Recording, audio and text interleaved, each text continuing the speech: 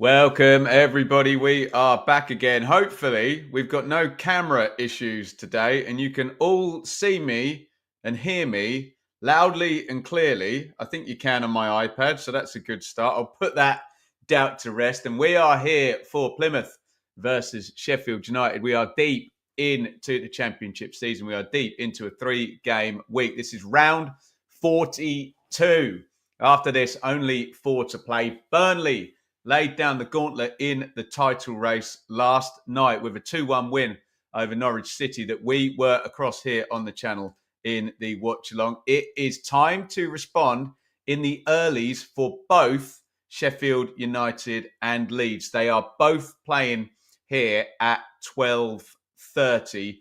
Just to keep you completely across this, we've got Man City, Palace up in the Premier League. We've got our 2 remaining title challengers, Leeds and Sheffield United. Leeds host Preston. Obviously, we are covering Plymouth versus Sheffield United here. Also, and fascinatingly so, in League One, where we do seem to have somewhat of a shootout between Wrexham and Wycombe. Wrexham hold a 3-point lead. They go to Wigan at 12:30, so we can be across that. And Wycombe host Stevenage. So a lot is going to be happening here across the divisions today, particularly as it pertains to the Championship and maybe some teams coming into the Championship as well. Huge welcome to everybody. We've only got a 15-minute turnaround, so I'll get into comments in a minute. First of all, if you wouldn't mind, let's go for a like spike nice and early in the show. See if we can try and get to 50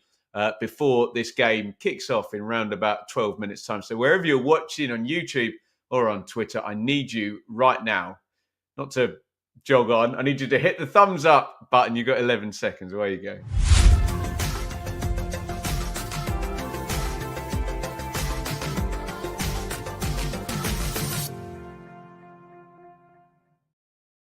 Fantastic stuff. Do you know what? You guys are so awesome. I wasn't going to do a super chat target today for the 5 super chats. I thought I've asked enough of the subscribers of this channel over this week, but I think we're going to do it anyway, aren't we? Lee, thank you so much. 1.99 on the super chat. So kind. We'll call that 1 of 5. Liam, the Conor Hourihane derby. Was it Ipswich as well, Conor Hourihane? Great player, great left-footed central midfielder.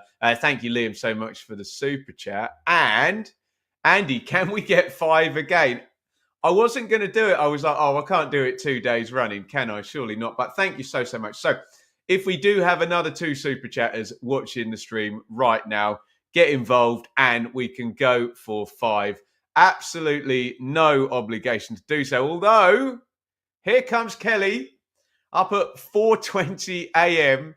in California, blurry-eyed for Wigan versus Wrexham. These early games kill me. Well, they'd kill us here, Kelly, as well, and we're in the correct time zone. So if you are in the chat, please, well, thank you, first of all, for the super chat there. That is 4 of 5. Unbelievable scenes. If you can keep us updated with what's going on in that game, Kelly, that would be absolutely fantastic. And that applies to anyone watching any game in the earlies here. Guys, you're absolute legends, all of you. Let me just say a huge thank you. We've got Kieran in there as well, commenting as a member.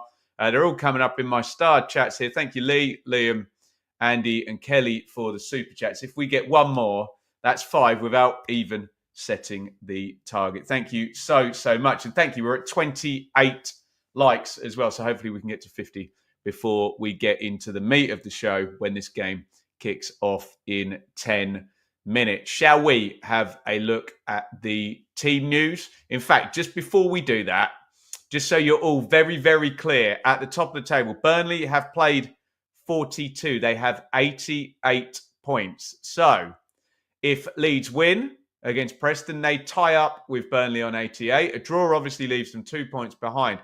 A defeat leads at home for Preston. We're at the point now where there's so few games remaining where defeats are kind of vital now. Leaving that 3-point gap is just such a huge advantage, isn't it?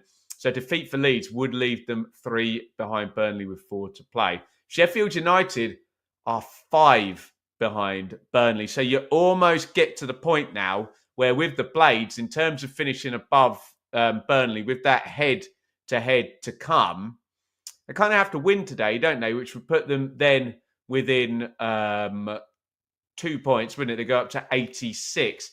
However, then there is the head-to-head. If you want the head-to-head, if you're a Sheffield United fan, you want that head-to-head to be the overtake game, you have to be within 2 points. And the goal difference does not work for Sheffield United. 3 points behind won't do for the Blades. It has to be 2. It's a massive, 44 to, someone had that up for me, 19 away. That ain't going to swing in the remainder of time. We've got our 5th super chat. Kieran, you absolute legend. I'm sure Kieran's watching Bristol City today, who are at QPR. We've got our 5 super chats. So what I'm going to say is a massive, massive thank you. We can stop super chatting now, even though it's so kind. We didn't even put the target up. So thank you so much, guys, for supporting the channel. This will always be free.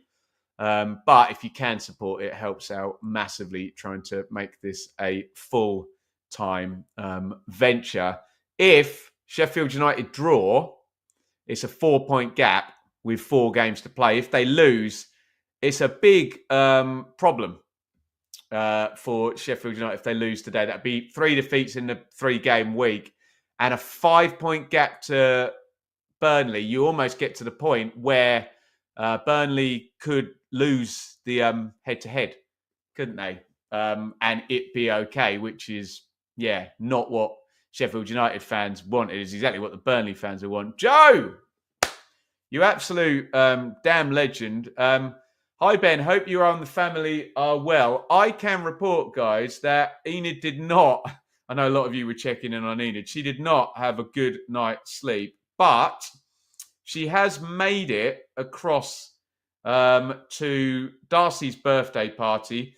And here is cousin Darcy. I don't know if you can see there.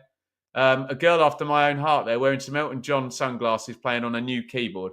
So they have made it to the birthday party for Darcy. But, bless Shaylee. She took the reins last night and ended up sleeping downstairs. So Enid, not great, but there'll probably be a 2 or 3 hour period. She had massive temperature, bless her. Probably be a 2 or 3 hour period today where she's kind of okay. But thank you so much for asking, Joe. And bless her, as you parents know, it's Calpol, then 4 hours later it's Nurofen, then Calpol, and then Nurofen. That's the rotation. I just want to, bless her, I just want her temperature to drop. She was hotter than the sun, Lynn, but we think she's hopefully peaking with whatever little bug that she's got. But thank you, Joe, for asking, and thank you so much for the super chat. God, I'm rambling about my beloved daughter. I do need to do team news. Yeah, I should point out, sorry, that's a very fair point there, Robert. I've only raised the title race, haven't I? Apologies. Plymouth are, of course, bottom of the table. And, I mean, they have to win, don't they? If you look, if Plymouth don't win today, they'll have 4 games remaining. They're pretty much that they'd have to win 3 and draw 1 to get to 47, which might not be enough. Then you're kind of needing super snookers, aren't you? If you're Plymouth, you kind of need to win all 4 games to get maybe all the way up to 49. We'll see. There'll probably be some slippage from their opponents for sure. Right. Let's do team news. Let's get into this real quick. Sorry, I'm a slow coach as ever. Here come the lineups.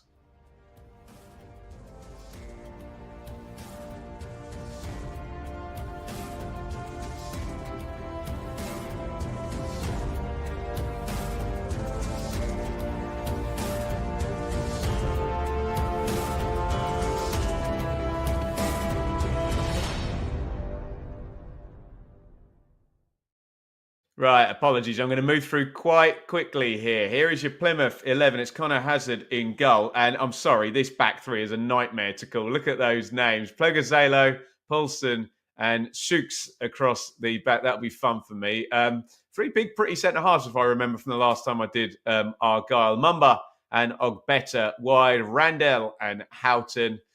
Pretty attacking that in terms of Bundu and Hardy, who are two proper strikers. Wright will probably play off them. Hardy, a couple of goals against Norwich. I think Sam was bigging him up. He's in pretty decent form. Ryan Hardy, player who, if Plymouth are relegated, you would think is staying in the Championship by whatever means necessary. Former Plymouth player Mike Cooper in goal for the Blades, and a player I particularly love, Harry Clark, who's on loan from Ipswich, returns after injury to play fullback. Harrison Burrows the other side. It is Anel Ahmedhodzic and Jack Robinson at centre-back.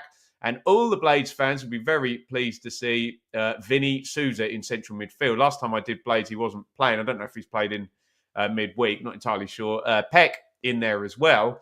And we also have the return of Callum O'Hare. I know Chris Wilder had ridden out the last few games without O'Hare starting. He's back in.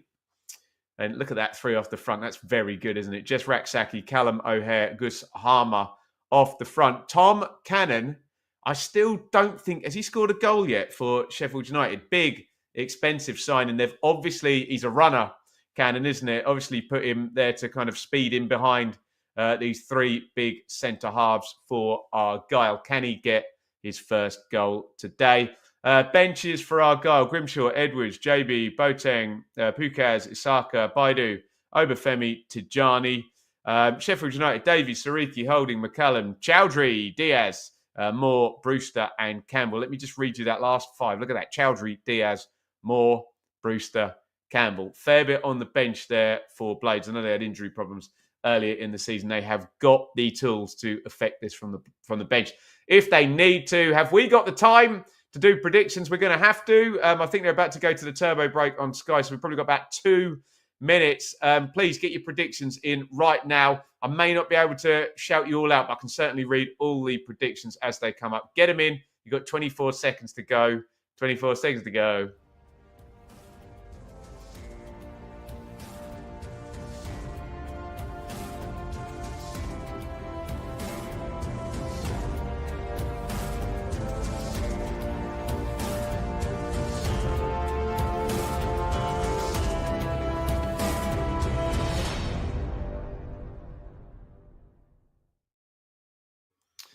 Right, get your predictions in now. Green Army, very much so. Great to see you, Harry Clark return. Forget Saturday, Tuesday. How about Friday, Saturday?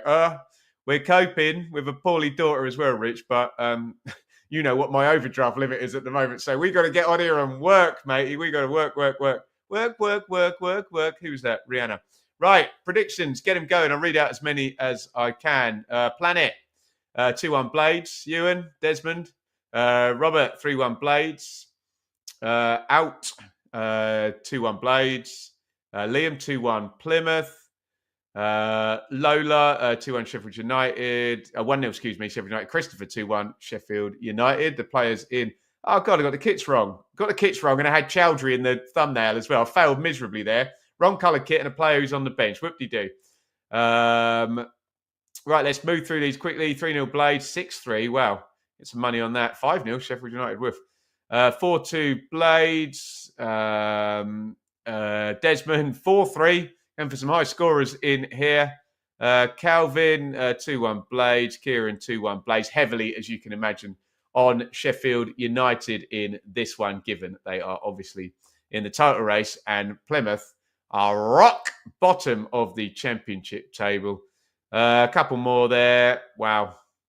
Although I don't know if Rosie there is going for Plymouth, if that's a home score put up there. We have kicked off and running in, Home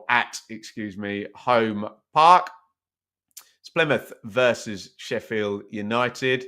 And by God, it is gut check time at the top of the Championship. You know what these title run-ins are like. Like even a draw is a disaster, isn't it? And I get that people say, oh, Ben, it's one game, but the context is so, it does literally, so I didn't have my light on over there, it does literally turn into tournament football, doesn't it?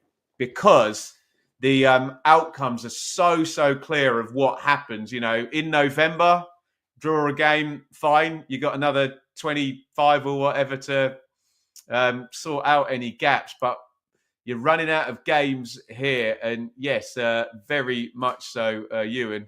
A very big game at both ends of the table. Cam, if Derby win today, how many points do you think they'll need? Oh, God, if they go up to 45, what? Well, you tell me. Can you left click? 3 or 4 more? We're thinking somewhere between 47 and 49 will probably survive. We shall see. Be big, wouldn't it?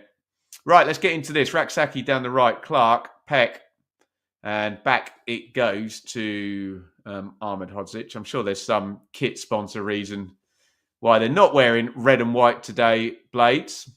Clark over the top, looking for Raksaki. Big flying slide tackle there. Plugazelo had to get that right, didn't he, inside the box. Michael, any vlogs planned before the end of the season? Not before the end of the season, no, but we should. Spoiler alert, bit playoff final, whatever's happening there. Bit short of cash here at Bloom Towers, I have to admit, at the moment, in terms of being able to get tickets for games. But we always seem to find a way into the playoff final, don't we? So, yeah, unlikely to be on the road before the end of the season. All corner swept in under the bar there. Decent punch by Connor Hazard. And hoofed clear. Mike Cooper doesn't fancy coming out and getting that. So it's going to be swept up by Harrison Burrows. And everyone gets back into shape. You'd never have seen that 20 years ago, would you? Where the ball's cleared, someone gets it at the back and everyone moves back into formation. 20 years ago, everyone stays forward and the ball just goes in long, doesn't it? How things have changed. Clip forward, headed away by Souks. See what I mean about that Argyle back three. Big units. Have I heard from Sam Parkin? No, he knows better than to go too early winding me up, because he knows his receipts coming if he doesn't win the week. So yeah, good start for Sam in the predictions. Though, very much so. Harmer pokes that down the line.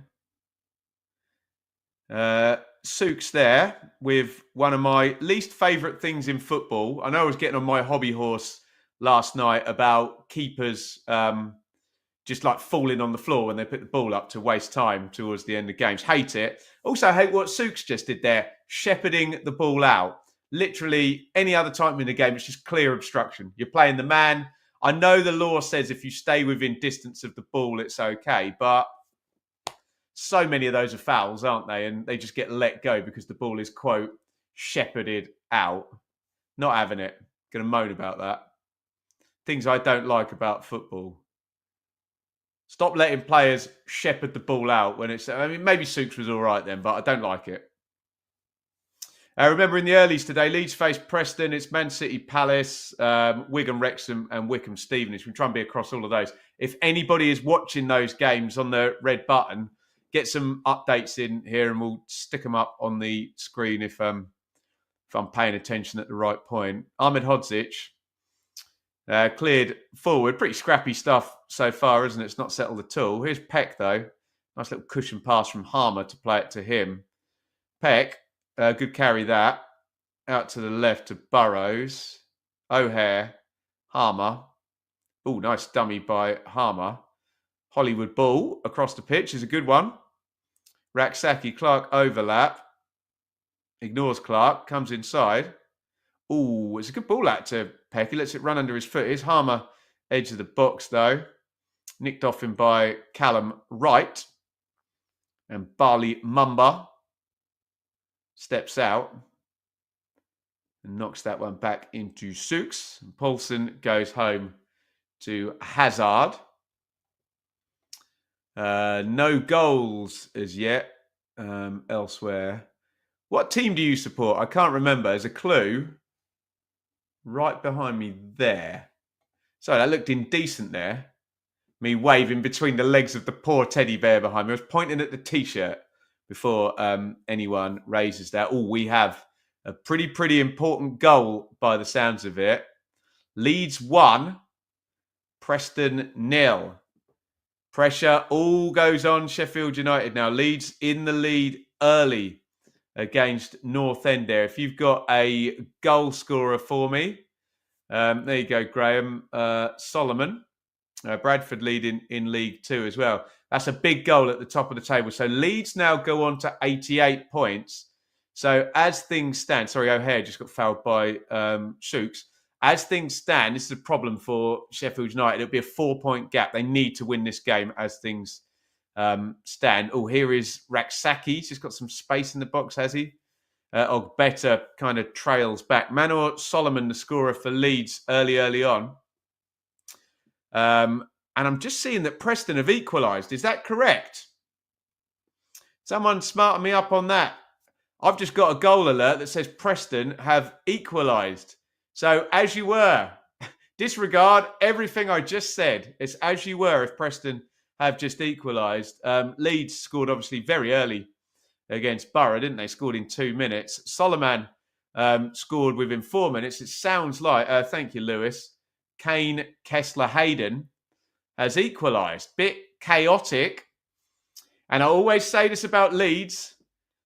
Love the club, but it needs to be calm and not chaotic. That's the fact that Daniel Farker has been kept saying, that where they've been at their best, Leeds, they've been able to calmly control games. When it gets chaotic and emotional, sometimes your biggest strength is your biggest weakness. And that mad fan base that Leeds have got can become a bit intense, can't it, when it gets too chaotic? And I think 2 goals in 6 minutes, to me, sounds a little bit chaotic. Big start there at Ellen Road. 1-1 Leeds Preston already. 0-0 here, Plymouth Sheffield United. So as you were, Leeds, obviously, we added 2 points extra on when they took the lead. We can take them straight back off. Burnley will be happy at the moment. And you're at the point in a title race where a draw, if you win your game, draws are not helpful at all. So Burnley will be quite happy to see as many draws going in on the table as possible today. That 2-point swing at this stage of the season can just be massive. Sounds like we got a goal in the Premier League as well. Have we really now? 1-0 Palace. How about that? Woof. Man City 0. Palace 1. Eze, the scorer. He's a player, isn't he? Free kick comes in for Argyle, headed out edge of the box by City Peck. O'Hare boots it forward. And unfortunately for the Blades there, as Harmer shoves the defender in the back. Unfortunately, it was Harmer running through and not Tom Cannon, who I'm not saying Harmer's slow, but Cannon's definitely the quickest option in that scenario. Yeah, it's a totally unnecessary foul there by Harmer. And I think he's going to be lucky not to get booked here. Referee Langford lets that one go. I love Gus Harmer. I think he's a great player, but that probably should be a yellow card, shouldn't it? Just totally unnecessary, just barge in the back, off the ball. It's a yellow for me. We all have our theories on how referees referee games, and we raised this last night with Cullen for Burnley against Norwich, that referees referee players differently when they've been booked than when they haven't been booked. They also referee differently in the first 10 minutes than they do in, say, minutes 60 to 70. And I think Gus Harmer's quite lucky that that foul happened in minute 9 and not minute 63, for example. Man City could end up 7th if they lose. The European race is really exciting. Ewan, the Leeds fans want promotion too much for their own good. You said that, Ewan. Not me, but maybe. Bradford 2-0 up in League 2. Up at the top of League 2 as well. Kieran, Bradford away at Sam's lot there, or Sam's former team there, Swindon Kavanagh, with 2 in the first 10 minutes. Bradford currently top of the table. I'm not going to speak too soon with that, though, because we did Port Vale, didn't we? Were playing last time, and they completely swung from 3rd to 1st across our watch-along last weekend, didn't they? Keep the comments coming, guys. Really, really appreciate everybody tuning in today. This game's not settling, is it? Which I think Plymouth will be happier with. Blades would want to gain some control. Although they've just been a decisive side this season as well, haven't they, Sheffield United? They don't need to control a game to win a game, for sure. There's one over the top. And that's exactly why Tom Cannon's in the team there. Just finds the channel there in between Paulson and Plugazelo. Good run, good ball. Got the pace. And Paulson just has to stick it out for a corner. It's not rocket science sometimes, football, is it? If you've got a quick striker, and we have the offside rule, so the players will push up, stick the ball in behind for him to chase, right? In it goes. The corner headed over the top by Jack Robinson. He was very much being marked. Wigan Wrexham's crappy opening 10 minutes. Rosie, can we see the match? As I always say, semi-sarcastically, you're looking for a company called Sky Sports for that. I don't have the rights, therefore I cannot show you the match legally. And I'm a good boy, so I'm not going to do that. But I'm sure you'll be able to find it on YouTube, and that is not me advocating piracy. I think we've made that very clear and covered all our bases there. This is a watch-along. Here is Wright in the centre for Argyle. Knocks that back into Plugazelo. Paulson. Port Vale could end up playing Stoke next season. Odds against, but it could happen. Not been in the same division since 2002 over there in the Potteries. Great rivals. Souza gets penalised. Fouled Randell in the central midfield there.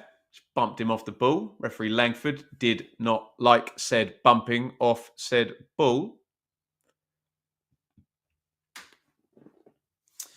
And I think Leeds have taken the lead again. Leeds 2, Preston 1. Utter carnage at Elland Road. 3 goals in 13 minutes. We've also had a red card for Swindon and Bradford. So Leeds took the lead early through Solomon. Kessler Hayden equalised immediately. We've got goal scorer there. Bogle, who's had a good season, hasn't he? The right back for Leeds, has given them the lead. What a start at Elland Road. 3 goals in 13 minutes. How about that? Going to be a long throw-in for Argyle at this point. Sooks, great distance on that. Headed up in the air by Robinson, headed down. Oh, nearly broke through there for Bundu on the back stick. Didn't quite, though. Just bounced through to Mike Cooper. Here's O'Hare down the left. Oh, nice little poke inside. Crossed in by Burrows. Good football by Sheffield United. Used to see that a lot in the 18-19 season, although it wasn't necessarily a full-back and a winger then. Might have been a wing-back and a centre-back back then, as was muchly reported by the mainstream press. 18 months after we'd all been talking about it in the Championship. But what are you going to do, hey?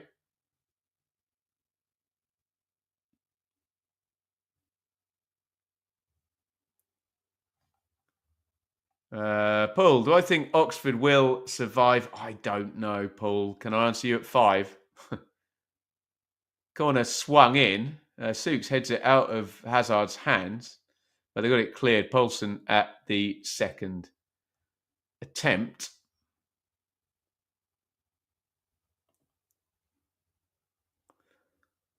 Andy, Wednesday not won at home since New Year's Day. Oxford not won away since New Year's Day. Gonna have fun on staying awake on the cop this afternoon. You enjoy it, my friend. It's going to be fun, I promise. A bit flappy there, wasn't it, from Hazard from the corner? Should have come and caught that by the look of it. Went for the punch. Another free kick for Argyle. It'll come in from the right-hand side. And it comes from Harmer. Nice shape on the delivery. He put too much on it, though, didn't he? Robinson can't keep it in. Goal kick, Argyle. Rich, game lacks a bit of zip. Surely Sheffield United need to start with great intensity. I know what you mean, Rich. It's just difficult because it's an away game, isn't it? And the stakes are so high. And maybe Chris Wilder said, you can't win it in the first 15 minutes. You know, keep cool. There's 90 to play, and they've been very good at winning by 1 goal.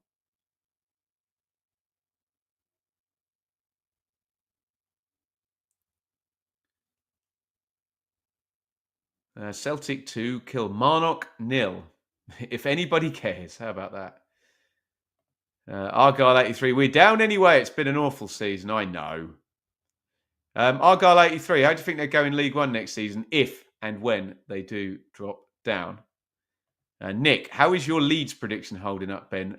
Which one, Nick? You have to be a bit more specific than that. We have done 42 rounds of predictions as well as table predictions as well. There are many out there.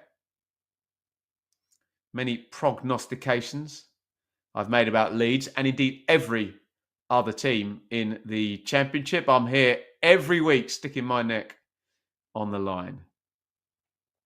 Oh, against Preston, I have no idea, but Nick, the game's only 17 minutes old, so I think we can judge predictions after 90 rather than 17.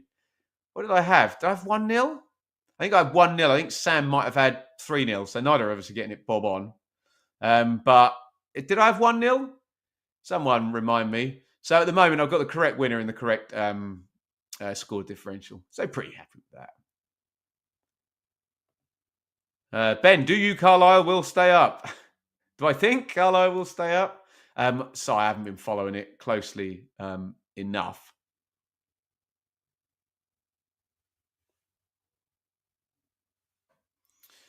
Harry Clark is down and up again. And he's going to have to walk off the pitch.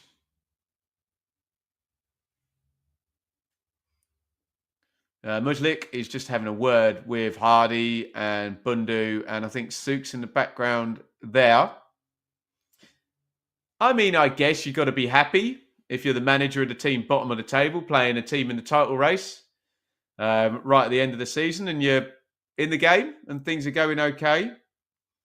Slow going. Sky have just thrown up 1 shot in the game in the first 20 minutes. 1-0, I predict. Yeah, I mean, Nick has fallen by the wayside already. But, hey, next on the line.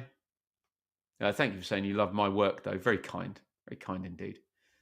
Bottom 4 playing each other in League 2 today. I hadn't been across that, Liam, to be honest. Smarten me up in the comments.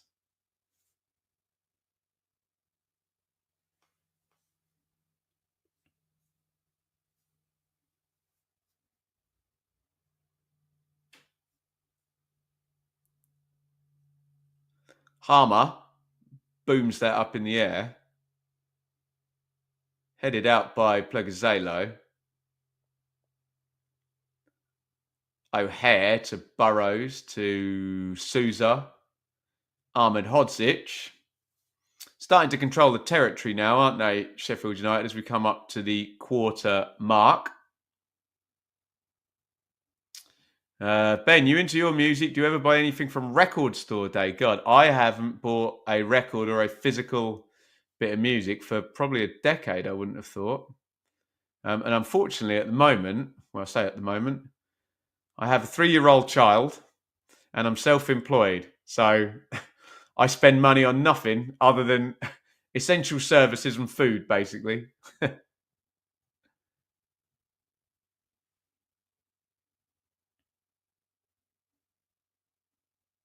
Ahmed Hodzic travels over halfway. Little feed inside to Cannon.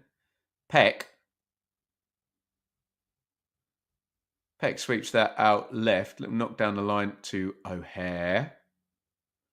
O'Hare onto Burrows, crosses in, tried to kind of cut it back. Wonder if he could have fizzed that in into the 6-yard box, but I suppose it was pretty populated in there.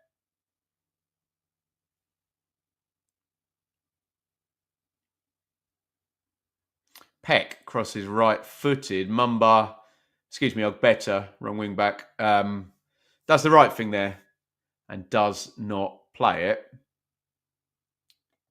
2-0 Palace. How about that, eh? I think they got a good record against Man City. We were doing it in the predictions with Mikey, weren't we? Fair play. Robert, Burnley won. Leeds won. We haven't won yet.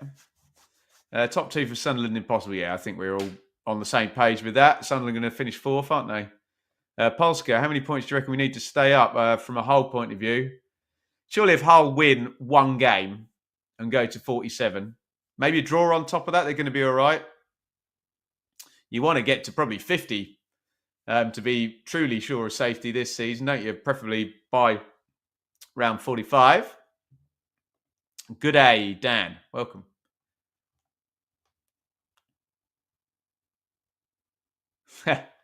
This is why I've never had kids. I get to spend all my money on me and my partner. Happy days, Billy. Happy, happy days. Each to their own. There's a lot of joy in the trade-off, but yes, I have no money. I signed up for it. I know, I'm not moaning. Maybe a little bit.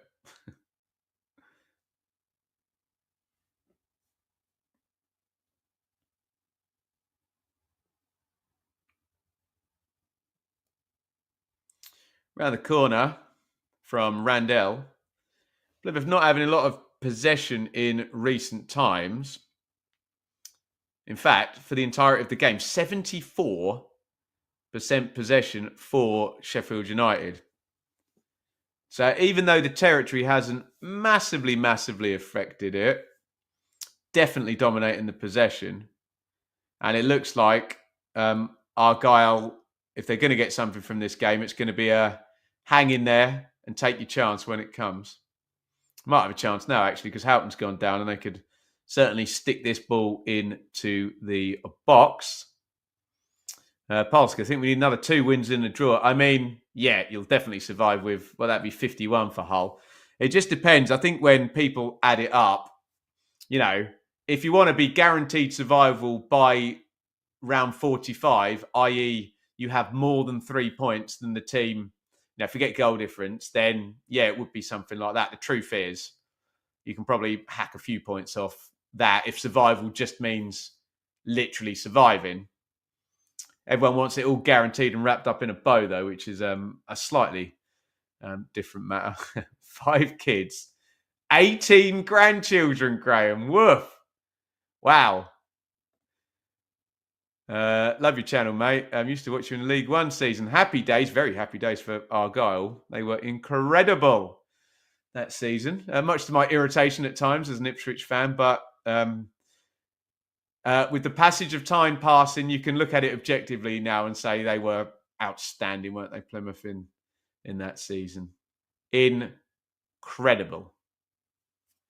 Yeah, that's a good point, Robert, in terms of calculating the points down there. There are head-to-heads, aren't they? Very fair point. That lowers the tide, doesn't it? Because we have had a couple of weeks where, I mean, God, look, about a few rounds ago, Derby went win-win-win. Stoke went win-loss-win. Luton went win-draw-win. Even Plymouth have gone win-loss-draw-win before losing last time out. Hooked in over the top there by Wright. Easy gather for Mike Cooper. I think Blackburn could be in serious trouble next season. Fair comment. We do say that every week. every year about Blackburn. This will be the season where it slips away. Oh, lovely turn by Harmer and then tries to slip it straight onto O'Hare. We still need to play Derby and Pompey. Wow. Part of me thinks, even though they're tense and horrible, you'd almost rather they're head-to-heads, wouldn't you? At least it's very clear what's going to happen. And, you don't have that situation where you pull a hell of a result out of the bag and one of your opponents also does on the same week. That can't happen if you're playing them. Only one of you can pull a hell of a result out.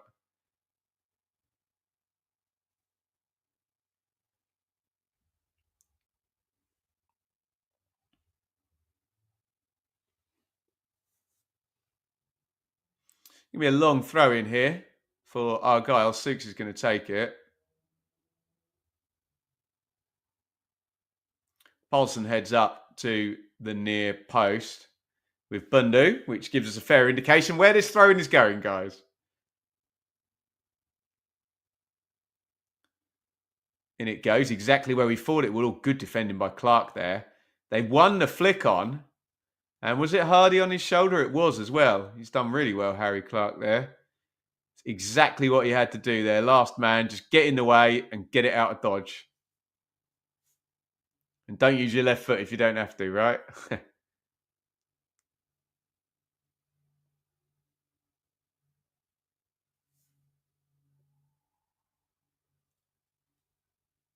Oh, shot fired in from probably about 35 yards there from Randell.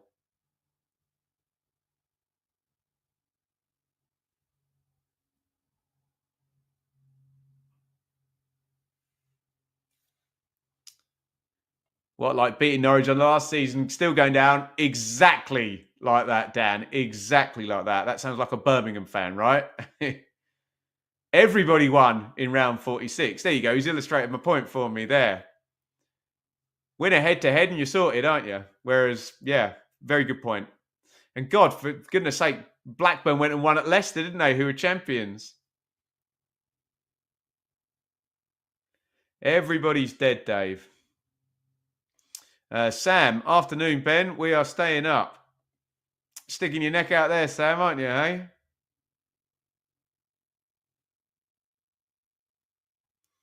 Come on, Argyle. We need a result somehow. Well, despite their non-existent possession in this game, set play there. Near chance for Hardy. But yeah, it feels like we're stretching a bit from the Argyle point of view, doesn't it? Poked in by Raksaki. They've got it clear. It's been the best probably 2 minutes of the game for Plymouth this last couple of minutes, hasn't it? Leeds 2, Preston 1, by the way, over at Elland. Complete carnage there. All 3 goals in the first 13 minutes. And none in the next 13, apparently. Peck. Lovely ball through there. Excellent from Peck. O'Hare's now got a massive gap to run into. O'Hare. Good carry. Raksaki into the box. Raksaki. Easily telegraphed that by Ogbeti. You knew he was coming in on his left foot. Although Wright doesn't win the hospital ball. And a horrible ball then by Peck. After playing such a lovely ball. Plays that one behind Harmer. And yeah, Raksaki a bit too obvious there. That he was going on the left foot and he just got blocked out by...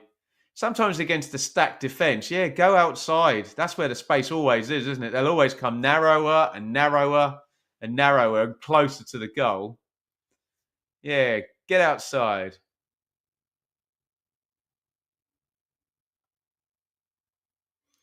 Palace goal disallowed. They're in a whale of a time, aren't they? Palace. Half hour gone. 4-1 Celtic up in Scotland. Who are they playing? Kilmarnock. Is that right? Rumours of David Clowes selling the club at the end of the season to Mike Ashley. Interesting. I've got to say, from my experience as an Ipswich fan, when Paul Cook took over at the end of one season and was very wink, wink, nudge, nudge, you do wonder if part of the deal to get John Eustace in was that they already know that there's a takeaway going to be... Takeaway? Thinking about dinner tonight. A takeover confirmed in the summer. Long throw in from Robinson. Much better from Hazard there. Comes out and grabs it.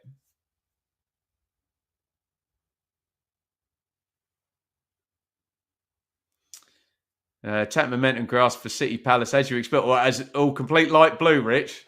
Well, fair play, Palace. Very clever. Play them their penalty boxes if you can. Especially when you're away at Man City. Right, knocks that forward straight from the goal kick. Ahmed Hodzic chase. Is that a foul? I thought it was a foul. He pleads his innocence there. Callum Wright. Oh yeah, Ahmed Hodzic gets there first. Oh, actually, quite a bad foul. He's got the view from the touchline. Oof.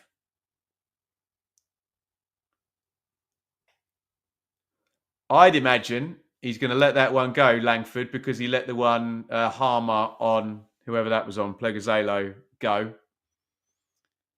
It's not right, but we know it's what happens, isn't it?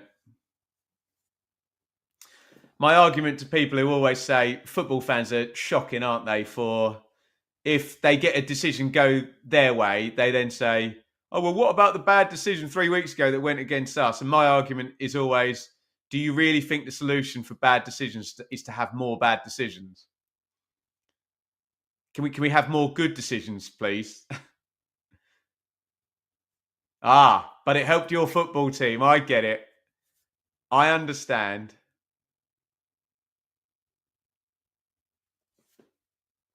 Liam. Absolute legend, Liam. £1 on the super chat. Very, very kind. And Liam's been one of our MK Don's friends. Been a great friend to the channel for the longest time.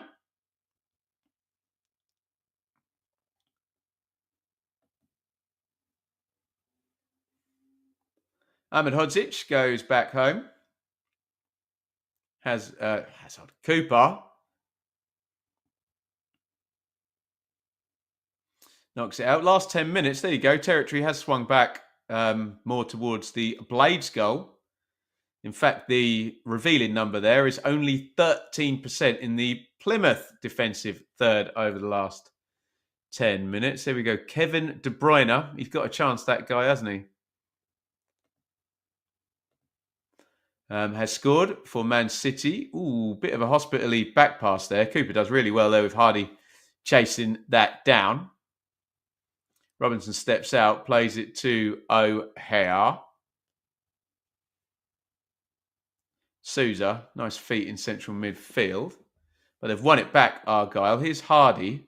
3 on 4 here. Hardy carries it down the left wing. Decent run.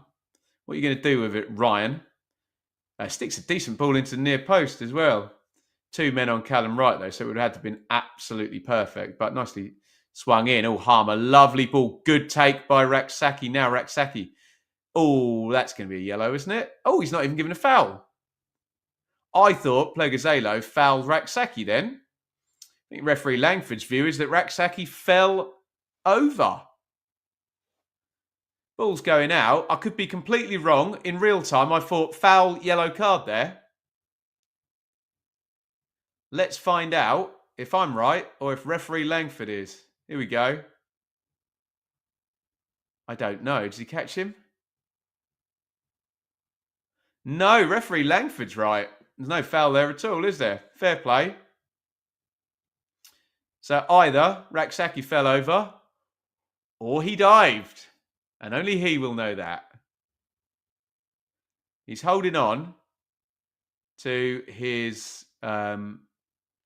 right ankle, which he could have hurt if he fell over. Only he will know. There's a pained expression on his face. Let's have another look. Oh, no, okay.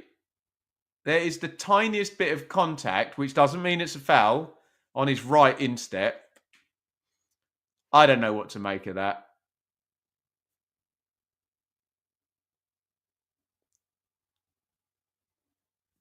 I thought there was thin air the first time I saw it. Maybe I've said too much. I think we're all going to live happily ever after, though. And the world will carry on turning.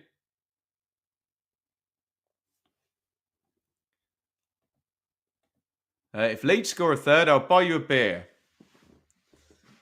What is that, Billy? Is that a London price beer or a Bedfordshire price beer? City equalise.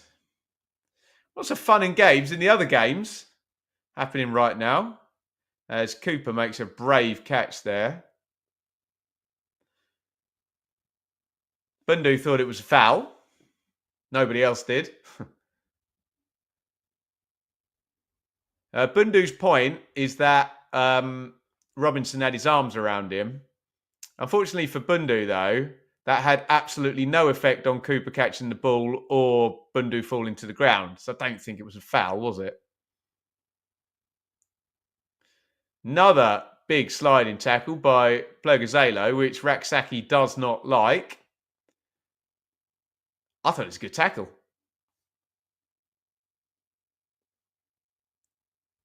I mean, you're at risk of a yellow card literally every single time you're going for a slide tackle. So, got to be calculated with it. Corners, not quite wasted. Harmer's got it. Robinson, the famed left winger. Ryan Giggs, he ain't. Harmer. And Peck gets a foot in. And here's a chance now in the channel. Oh, that's excellent from Cooper. Bundu getting down the line. Oh, that's foul throw, isn't it? They got the shot off. I thought Bundu was the most nailed on foul throw there. Kind of just went like that. Nothing doing. Got to put my law book away here, haven't I?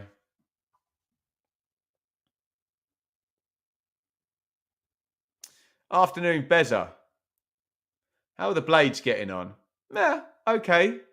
They were in charge. They're not quite in charge now. And they could do with a goal. And let's face it, let's play big picture here. They have to win this game, don't they? When you look at that live league table and 4 points behind. And we all know Easter Monday, the game we've talked about more than any other game this season. Round 44, Burnley v Sheffield United. You don't want to go into that game knowing that you can't even overtake even if you win. Not the one. If you're not the one, Daniel Bedingfield, everybody. Can that be song of the day? If you're not the one? Sky are having a lovely old time trying to generate a foul for Robinson and Bundu there. I think that's about the 5th replay, isn't it? That's excellent. They've just got to get through this. They have... Daniel Bedingfield, everyone. I think Shaylee told me she met him once when she worked in the motorway service station at Toddington here on the M1. I got to say, that middle 8, 'cause I miss you, body and soul so strong that it takes my breath away. It's really good in If You're Not the One. I know it's a bit of a schmaltzy song. 'Cause I love you, whether it's wrong or right, though I can't be with you tonight. Really lovely, that. Lovely melody. Oh, there you go. Who had the better catalogue? Daniel or Natasha? What were Natasha's hits? These words are my own. Daniel, surely. Daniel, you're a star. And we're on to Elton John. Tom Cannon, touch match, touch map. There's not many. End of touch map. And there's not many goals for Tom Cannon at Blades so far, is there? Or 0, in fact. Harmer tries to flick that on.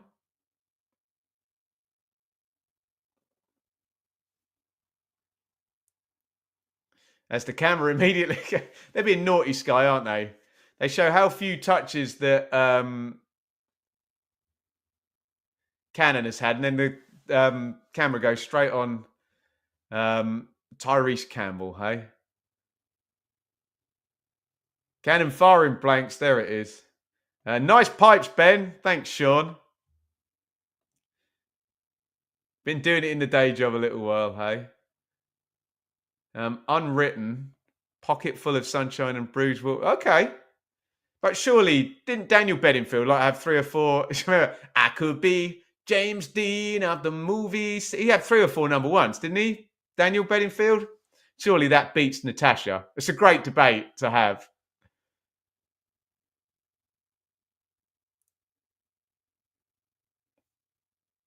I saw him actually, Ipswich Regent, many, many years ago.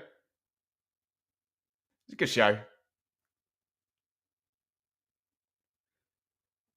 I know those of you who are not necessarily pop fans won't buy into that, but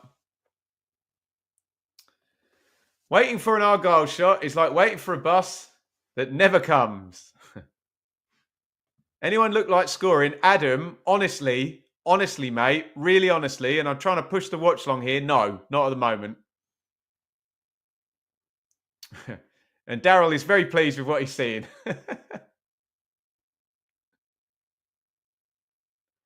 Did I ever study music? Very much so. Yeah, Bezra. I wouldn't like to give you my qualifications because that would be a bit self-important. But yes, I did. Yeah. Very happily. It's been a wonderful part of my life. Hence, I have a piano inked into my arm at great pain and expense.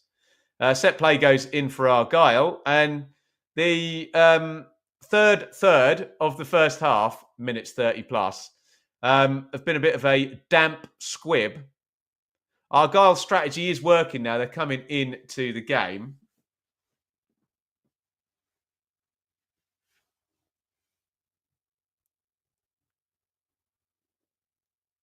You know, though, when the chat goes to Daniel versus Natasha Bedingfield, that the game's not great, hey?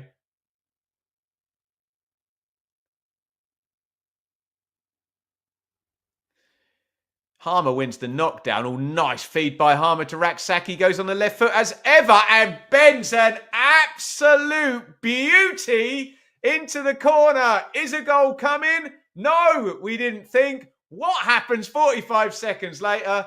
Jess Raksaki. I said it was too predictable earlier. He's obviously going on his left foot. It doesn't matter. Predictable is good when you execute like that. Really good ball from Harmer. Really good sidestep by Raksaki. Excellent finish. Plymouth 0, Sheffield United 1. Great strike by Jess Raksaki. Get your reactions in.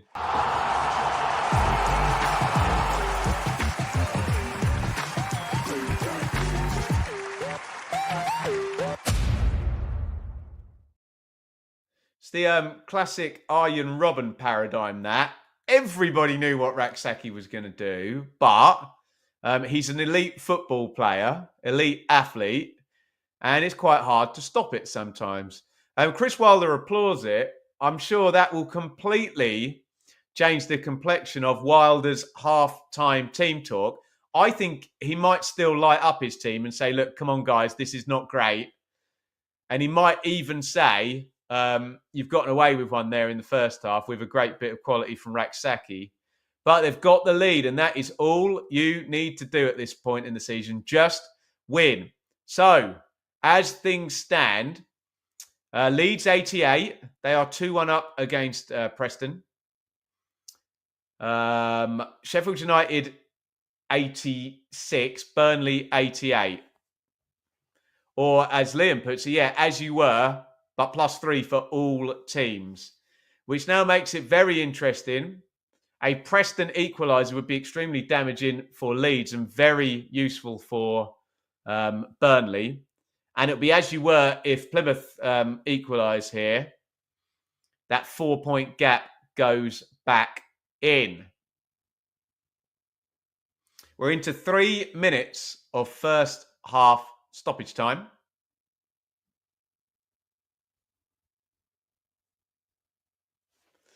Great blades. Who called them rubbish? I mean, your point still stands, Daryl. They weren't playing well, but it's a great bit of quality by Harmer and then Raksaki, isn't it, to score the counter-attack goal. Oh, free kick headed on. Oh, it broke for Hardy. I think Hardy's looking at Bundu saying, you got in my way there. It's a weird one because the free kick, actually for once, Harmer charged it. He looked like he was 10 yards away, actually. Flicked on. Yeah, both players on side. And they do get in one another's way. And Lino, you are wrong there, matey. Although, no, you're not wrong. If the linesman flagged because Hardy touched it and then Bundu was offside, fair enough. I get it. He was ahead of him there and looked in an offside position. If just Hardy had touched it and stuck it in the goal, onside, in my humble opinion. If you say in my humble opinion, then you're definitely humble about what you're saying, isn't it? That undoes any kind of terrible comments, right? Bundu has gone down, holding both his temples. What happened? Shoulder of Vinny Souza hit him, I think, possibly. Side of the head.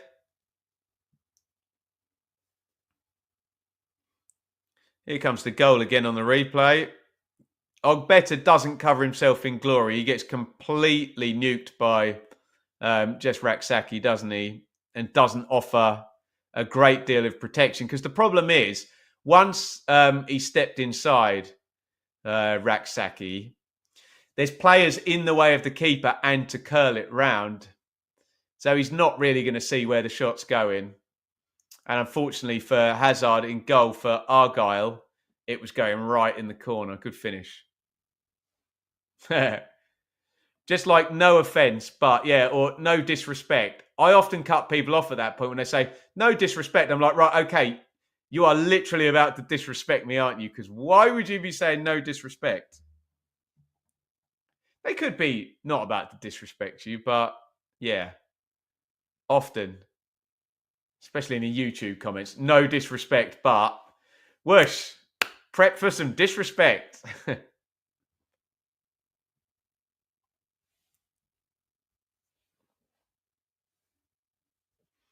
Goal kick goes long for Cooper. We're going to go probably up to 49, are we? Being we just had a stoppage for Bundu. We're over the 3 minutes minimum stoppage time.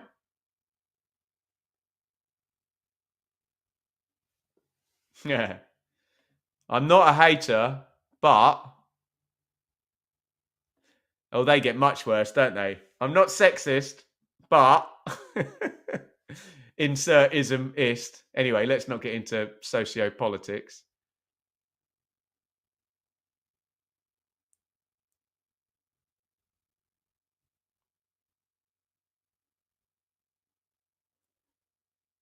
We're still going here. I said up to 49, didn't I? So why am I surprised? Robinson. 3-2. Swindon and Bradford now. Hell of a game there. Harmer carries forward.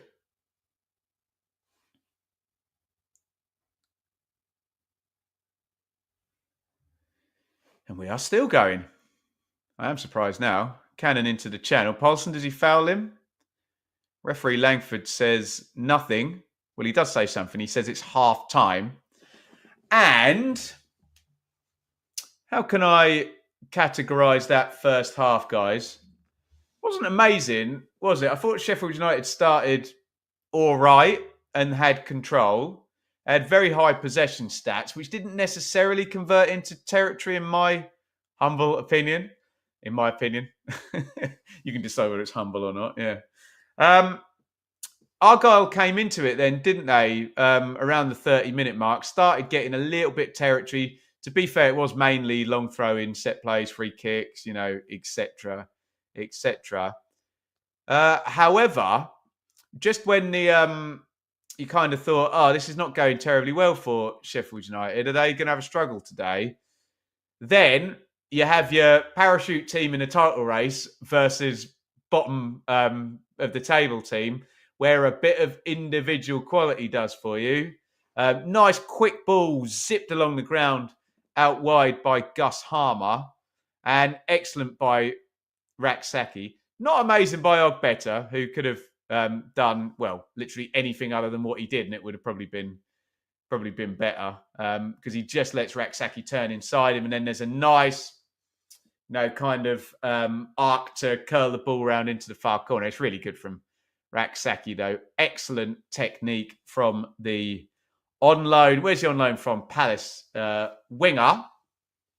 And at half-time, it is Plymouth Argyle who are down 1 to Sheffield United in the title race. That means, kind of as you were in terms of the gaps. In terms of the points totals, Leeds 88 as things stand. Burnley 88, that is guaranteed. They won last night. Sheffield United 86. So they're all going to get 90, that's for sure, isn't it? But let's just throw it out there. If Preston score the next goal at Elland Road, it'll be Burnley 88, Leeds 86, Sheffield United 86. If Argyle score the next goal at Home Park, it'll be Leeds 88, Burnley 88, Sheffield United 84. Best case scenario for us as the neutral is probably it stays how it is. Best case scenario for Burnley, well, you want complete carnage here, don't you? And defeats. I'm not sure even the wildest Burnley fan expected Leeds to lose at home to Preston and Sheffield United to lose away at Argyle. However, this time of the season, you can get the odd draw drop in there. And for goodness sake, Sheffield United have lost to Oxford and Millwall already this week. So I think that proves that even the, kind of most fanciful, far-fetched scorelines are plausible in the tense tension. That's shocking. The tension of the running. Right, well done, you lot. Can we get questions and comments in? And I will cue my timer up, ready for the break. We'll take 5 in the words of Dave Brubeck. There's one for you, music aficionados. And we will return. Go make yourself a cup of tea, cup of coffee, whatever takes your fancy, really. I think I might have an orange juice. How about that? And I will see you back in 5 minutes. Don't go anywhere. It's half-time. Plymouth 0, Sheffield United 1.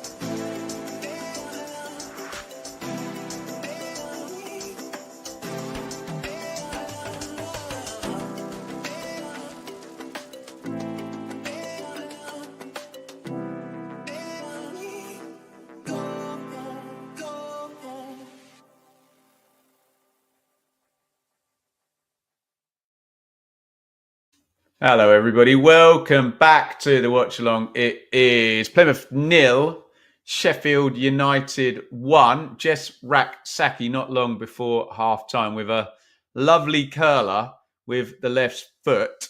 Elsewhere in the Championship, Leeds 2, Preston 1. In the Premier League, great half there. Man City 2, Palace 2. Palace were 2-0 up in that game. Eze, Richards, and then De Bruyne and Marmoush got the goals back. No goals in the League One promotion head-to-head here. Wigan 0, Wrexham 0, Wycombe 0, Stevenage 0. Means that if that stays the same, we tick off another round, and it is a 3-point gap for Wrexham. Could we get it squeezed today? We will find out. Remember, Wrexham on the road, Wycombe at home. This will be a week where the Wycombe fans will be thinking, well, look, if there's a chance of swinging this, these are the weeks you need. And also, if you've looked at Wycombe's fixture list, get this done early and try and hang in there because their running is harder, in my opinion, than Wrexham's. In League Two, Doncaster 0. And Sam's mate Johnny Jackson there. Wimbledon 1. They are 1 point off the automatic spots, Wimbledon, if they win today. Tell you what, he's done a good job there, Jacko, hasn't he? Swindon 2, Bradford 3. Bradford heading to the top of the table. However, there's been 5 goals, and there was a red card for Smallwood. Was it 0-0? No, it was 2-0 when he got the red card. So 10 versus 11. It's actually 2-1 to Swindon, but they already had a 2-goal lead. If that maths makes any sense to you whatsoever. We'll get into the second half in a moment. I must say, at great pains here, we didn't have a Super Chat target today. We normally have a 5 Super Chat target, but I just felt, being you lot came through and we did one last night, that it wasn't necessarily fair to do 2 in 2 days, but you lot just went for it, didn't you?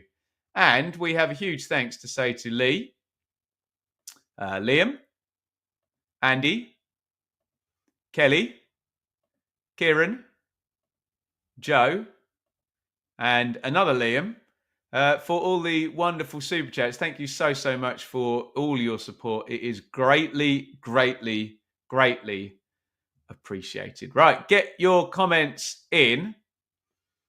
Why are you commenting this stuff? Sam did say 1-0 Sheffield United, didn't he? Or was it me? I can't remember. Someone's confirming that. What did I say? I don't know. I haven't got my notebook down here. Sounds like I'm having a bad week in the predictions. Or rather than me having a bad week, Parkin is having a good week. It's going down to the last game of the season. I mean, well, we do like that a lot, don't we, if we're neutral? If you're a team involved in any of this stuff, then you don't particularly like that. We're just going to see the Wimbledon goal at Doncaster. Pretty neatly hooked in. Was there a red card in that game as well? Smith, the goal scorer there with the left foot. I think we're about to see the red card incident. Are we? Oh. Didn't look a great deal in that. The red card came out. Maybe I need to see another replay of that. Got time to show all the goals in this one. I think Kavanagh got the first couple for Bradford. They're showing the Swindon Bradford goals up on Sky at the moment. Complete chaos there. 2 in the first 10 minutes, but then... Oh, now that one definitely is a red card for Richie Smallwood. Terrible tackle, that one. Ouch. Throws the captain's armband on the floor. I wonder what Bradford fans think of that. Disrespectful of the captaincy there. Own goal to get it back to 2-1. Bradford then are going to score from another long throw in. Oh my God, Swindon's defending from these long throws. So bad. My goodness. And they're stealing it at the back post. They make it 3-2. Fascinating stuff. Looks like we're going to see the Leeds goals after the break. Solomon and Piru, the goal scorers at Elland Road. Raksaki, obviously Kane, Kessler, Hayden as well. Keep those comments coming in.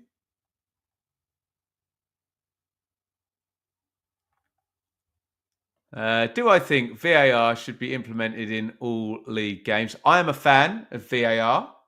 So I would say, yeah, try and work towards doing that on whatever time scale and in whatever manner is appropriate. If you want silence around refereeing decisions in football, then you're mad, because it'll never happen, because all fans of all teams will complain about all decisions that involve their team in some way, shape, or form. That's just the emotional engagement that people have. But would it help? Is it too difficult for 3 human beings in real time to get up to the standards that people seem to want? Yeah, probably. So, yeah, I think let's say work towards that. If that's some nice management speak for, I'm going to say yes, but I'm going to say it gently, right? Okay, I think we're good to go here in the second half. Plymouth 0, Sheffield United 1. Just reset the teams in just a jiffy. Edwards came on for Ogbeta. That'd be a bit fearsome if he got subbed for letting Raksaki turn in. I know it wasn't a great bit of defending, and I criticised it myself. I didn't think it was a subbable offence, but Edwards has come in. He's got the captain's armband. Does he go and play left wing back? I don't know. We'll find out. Argyle have got a corner. I'll do the teams after this corner, where Edwards is trying to spice up his old teammate Mike Cooper.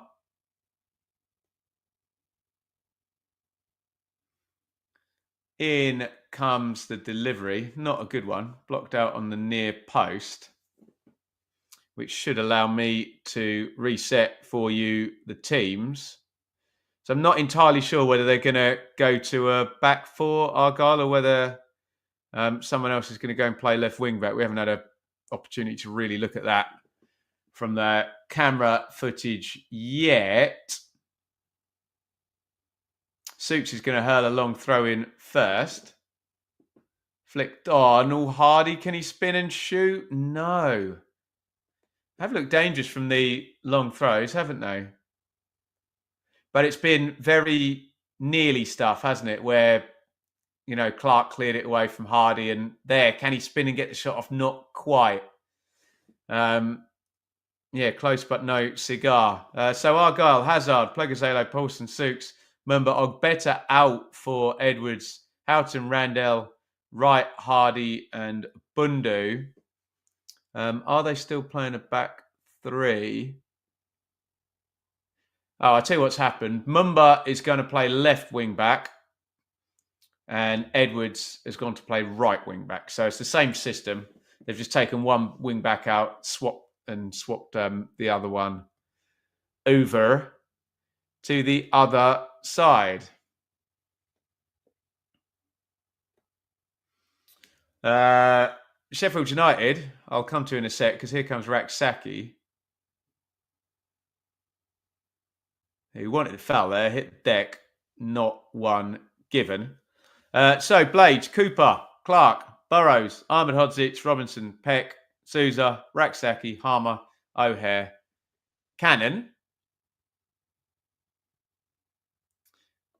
Yes, Hamza from Bangladesh will probably be into the game in the next 15 minutes or so, we think.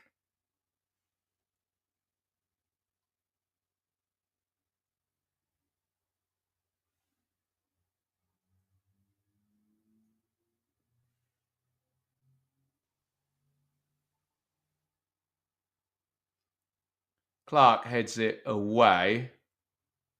Raksaki nicks that off Mumba. That one's a foul, isn't it? No. Raksaki doesn't protest that one. See, I didn't think the first one was, but I did think that one was, to be honest. I could be wrong. It's happened before. Man City 3-2 up from 2-0 down. We're going to say that old chestnut, they scored too early, hey? Or are they just playing against some very, very good players? Is Enid feeling better? Right. Do you want an Enid update? Because I just went into the kitchen on the 5-minute break, and Shaylee and Enid are back from cousin Darcy's party. And unfortunately, Enid had an issue, not with vomit, but the other way. So bless her, she's just got a horrible bug. They're just teeing something up on Disney Plus, and I think she's going to sit on the sofa. So I think when I tag in for parent duty, I'm just going to sit with Enid and watch Disney Plus this afternoon, and maybe she'll nod off, poor little sausage. Hey.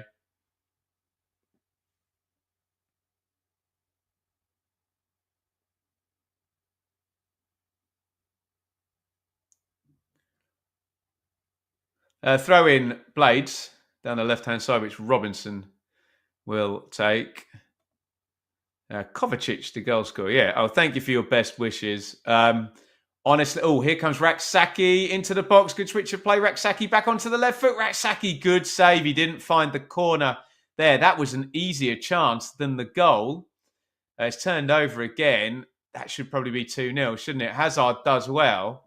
I'm sure we'll get a nice angle from behind Jess Raksaki, but that looked like a safer bet for a goal. Turns inside. He's got a lot of goal to aim at here, and it's right at the keeper, isn't it? You see that Sheffield United fan behind the goal thinking, ooh, that should have been 2. But it wasn't. 100% VAR, if properly worked, would stamp out a lot of bad match official decisions that unfairly win. Yeah, we just need to be very, very clear when we're talking about VAR with our language. So I want to know what people's expectations are for referees and for decisions. Because unfortunately, the conversation is not always honest. If it's a football fan's view, then we can't have a sensible conversation because most football fans want every 50-50 to be given in favour to the team they support. And they don't want any irritating decisions, whether they're right or wrong, to be given against their team. In which case, there's no point even discussing VAR or referees because it's not a good faith discussion. If you want as many decisions to be made as correctly as possible and for the officials to get as much help as possible, and you don't believe in fairies and conspiracy theories, then yeah, let's go for it and try and wheel it out. And there you go, Joe's EFL thoughts. But you can't celebrate a goal without feeling it will get disallowed. Again, Joe, if your expectation is that you want technology to immediately rule on a goal that's just been scored, it's not going to happen. I doubt we'll ever get technology that can immediately rule out any infringement at any point immediately so we can celebrate a goal. So I just think you've got to make your choice, haven't you, of do you want it? If you want it, there's going to be some kind of delay. Could the delays be shorter? Yeah. Can we work towards that? But you want no delay. I don't think that's possible, is it? To have something that will immediately check with no delay and guarantee a goal. I don't think you can do that. You might be able to in the future if all the players have got chips in the front of their shirt or whatever, or in their boots. Then the conspiracy theorists will just say that clubs are tampering with the chips and that the data's not, you can't trust the data. So you'll never win. You will never win.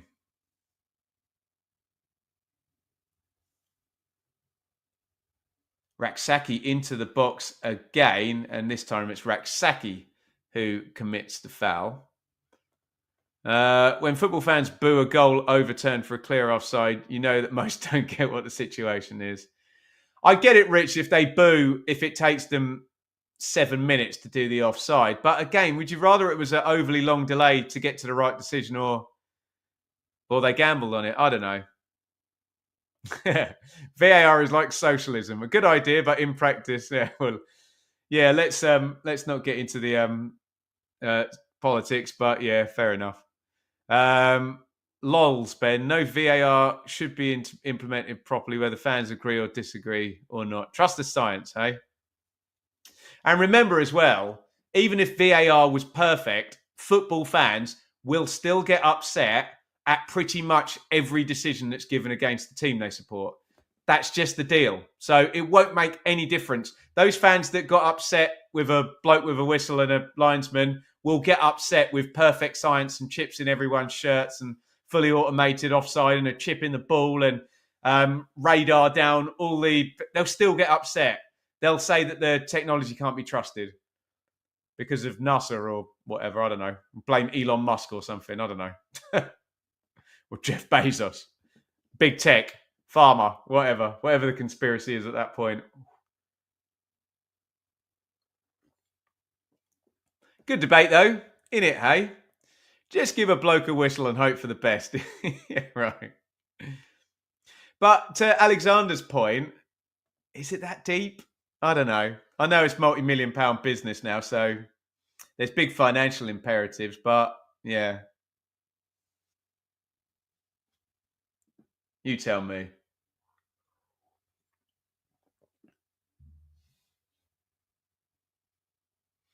Cooper to Robinson. 30 seconds to review. If they can't make a decision, go with the on. Yeah, but Adam, what if it takes them 35 seconds and the on-field decision's not correct? I don't know. I guess you have to draw a line somewhere, don't you? But I just want the right decision. Yeah? The correct decision according to the laws. And the problem we get as well with a lot of this is they get to the correct decision according to the law. And what do people say? The law. It's not fair. It's the law that's wrong. And you're like, I don't know what to tell you then. We're just finding a reason to moan about everything. Raksaki. Oh, Raksaki into the box. Sliding tackle by Plegazelo. Wins the ball. Takes Raksaki down. I didn't think it was a foul, but it was inside the box. So I'll wait to see the replay. He pulls on the shirt. Takes the ball. He just gets away with that because he's clever the way he disguises the shirt pull. I don't think it's a foul. Although someone will say in the chat, Ben, if he pulls the shirt, it's a foul. And I say, okay, well, fine. Corner, though. I didn't think the slide part of it was a foul. Put it that way. Corner goes short to Raksaki. Harmer, onside, gets the return. And it is booted up in the air by Paulson. 4-2, Man City. How about that? Ben, do you rate Clark today? Yeah, I think he's playing all right, isn't he, Kieran? One really good interception in front of Hardy from the long throw. Harmer sticks another corner in. Free-ish header by Ahmed Hodzic. I say free header in that he makes contact and no one jumps with him. But Plegazelo, a very physical defender, as we can see by today's action, was touch tight with him. The rules should be streamlined, too convoluted. Offsides make it so that only the thing can be offside as player's foot. None of this knows. Yeah, it's difficult, isn't it, with the body parts that can be offside. And that's where we get to, don't we, with implementing the law to the nth degree with the lines and the millimeters. It's, yeah. Could they simplify the laws? Yeah, probably. What that looks like in the wording, I don't know, but I don't discount Billy's point there in the chat. Long throw goes in for Argyle. First header goes up in the air, hook goal, which Cooper catches.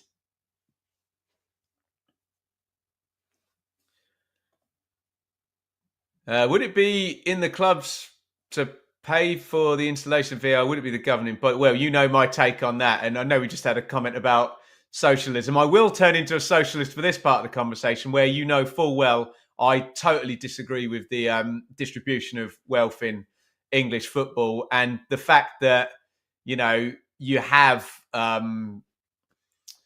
the disparity and then you have the argument it would be hard for teams to be able to afford it. And then we have it in the playoff final and then the parachute teams we know have had it because they've had it in the Premier League. And, you know, I think you could roll it out division by division. And I do think there should be a way for the cost to be covered, or at least you should be distributing enough money for the teams that have it and the teams that don't have it to also have it. But hey, that's a long-running rant of mine. Sometimes decisions are ridiculous. For example, when commentary disallowed because of his shit. Yeah, I know. But I'm not saying I disagree with you, Joe. You tell me, how do you reword that ruling to make it fair? Because I think the argument on Coventry is nobody can deem that he gained an advantage, by being, quote, 1 millimetre offside. But then I get someone in the comments will just say, Ben, define gained an advantage. And I can't. And the advantage is obviously you have an advantage if you're 1 millimetre ahead, don't you, or whatever. So, yeah. Too tricky.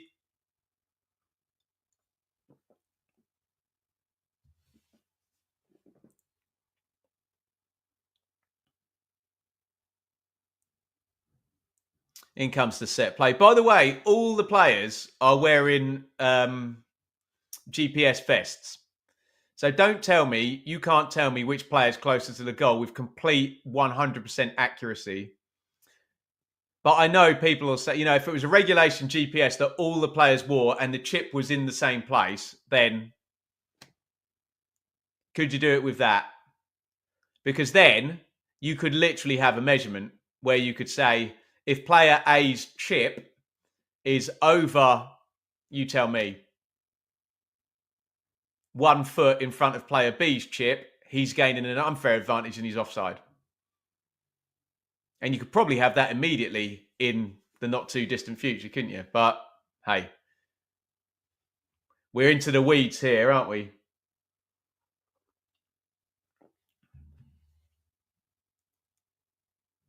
Souza takes it off Burrows. O'Hare. Oh, nice back heel by O'Hare. He gets fouled as well. Referee Langford plays advantage. Souza, lovely ball around the corner to Harmer. Harmer goes backwards. I think I agree with Souza's point. Could have just turned left and complete, speaking of daylight, as we are with offsides. Oh, but it's a good move, though, now, because O'Hare goes down the left. Oh, his cross is deflected. Harmer's picked it up, though. Harmer, lovely back heel. O'Hare into the box, tries to put the cross in low. Excellent football there from Sheffield United. Really good. In an ideal world, ultra-strict VAR in cups and a ref and 2 linesmen for the league over the course of a season. Not heard that argument before. Human beings all day long. Consistency not guaranteed by technology. You see everyone's got different opinions on it, can't you? That depends on your personality.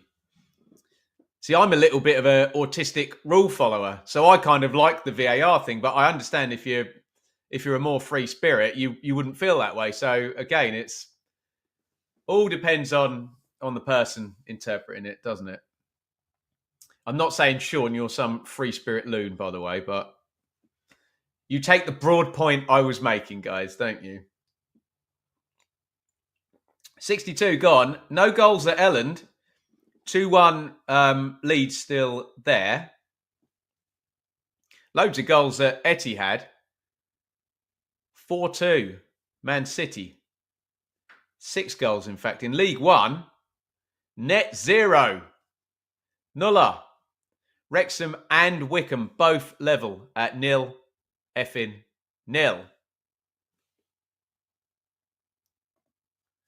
Leeds should be 5-1 up. Oh dear.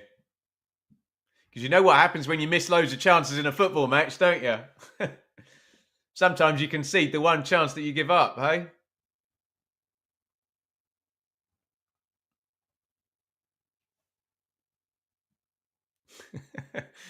I'm not going to read that out. I'm not sure everyone's opinions stink, Robert, don't they, hey?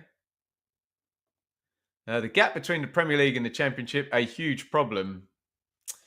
Don't start me. I think the gap between the Champions League and the Premier League is a huge problem. The gap between the Premier League and the Parachutes is a huge problem. The gap between the Parachutes and the Championship is a huge problem. The gap between the Championship and League One is a huge problem. And on you go. Remove them their chasms. Oh, sliding tackle by Clark, who immediately puts his hand up and apologises. He knows he's about to go and get a yellow card.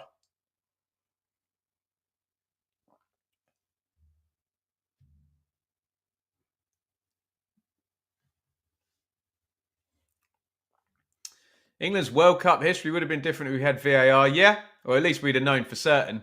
I do think, though, in terms of that debate, Dan, though, that's a bit of a red herring because we wouldn't have had the technology to do it at that point. So it literally wasn't a possibility. Whereas now we have the debate of, well, this is a possibility and that's a possibility. What should we do? Whereas 1966, no VAR. Tijani came in, by the way.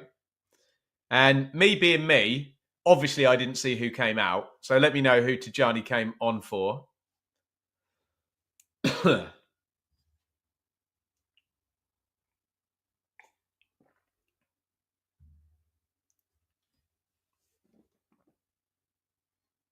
Here comes the set play. Oh, into the near post. Huge chance for Hardy. Oh, bad miss. He kicks it into the ground. He'll think that's unlucky because he kicked it into the ground and hit the bar, but he should have scored there, Ryan Hardy. It really fell for him in the best possible way. And he completely gets his technique all askew. He just doesn't quite sort his feet out. Kicks it into the ground. Could have still bounced up over Harry Clark and into the net. And it hits the bar. My apologies. My new neighbours have been working on the house next door for 4 weeks already. And you may be able to hear some banging. I've got no idea what they're doing in the garden, but I will just talk over it.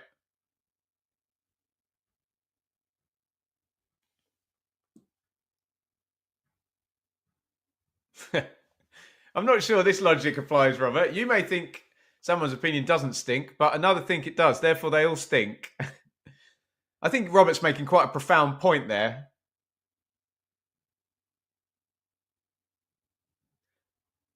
In that anyone can agree or disagree with anything, no matter what you think, eh? So I think we just all need to have enough humility to understand that we all have different views. Here comes a treble sub. It looked like Sariki, Moore. Who else is coming on? I didn't see the third player.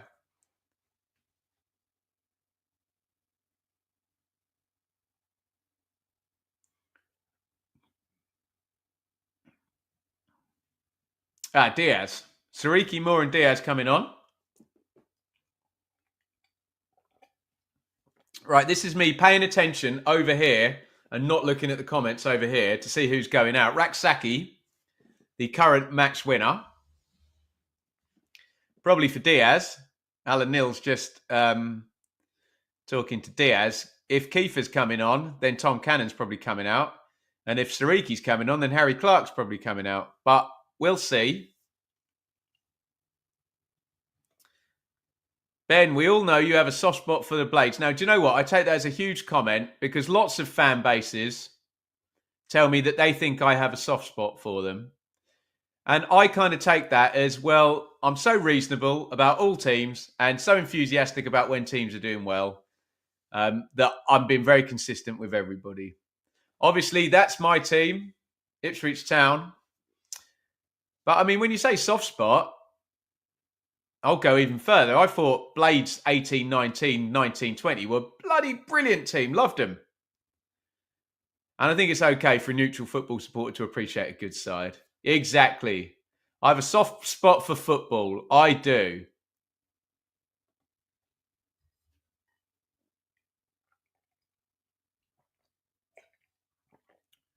By the way, quickly talking about the chasms, have a look at the League Two table. Because you could argue, I know there's teams that have money in League Two, I get it. But there's not quite the chasms, is there? You know, especially now Stockport and Wrexham and the like have gone through it. And look at that league table and compare that to other league tables. And it looks like the most, quote, normal league table you can find. Sariki gets the first touch. It was Clark. It was Cannon. It was Raksaki. We've done this before, haven't we? Ahmed Hodzic. Treble substitution from Chris Wilder and Sheffield United. Comment of the day, Dave. Level-headed and fair. I mean, I'll admit I have my moments where I lose it and get emotional. Don't we all, hey? To be fair, though, I lost it at the end of the last 1 to 24 video and had a go at all the people who are absolute dickheads in the comments. And everyone said, oh, well done, Ben. We enjoyed seeing you lose it there. Made some good points. Here's Harmer. Harmer takes it to the byline, crosses back stick. He's big lad, Kiefer. That's over his head. Yes, I know, Rich. I'll lose his full name. Kiefer Roberto Francisco Moore. York City the next. Have they got money now, have they, Andy? Is that right?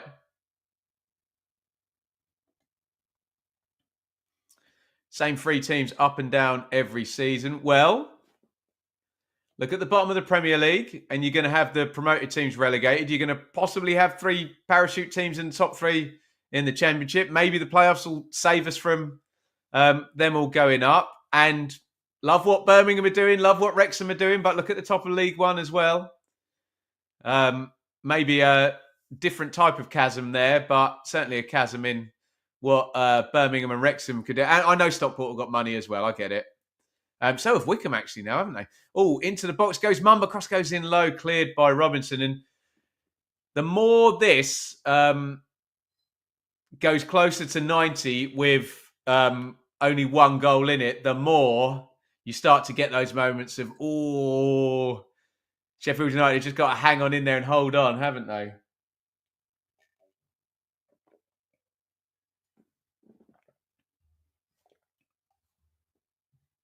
Give me another long throw-in.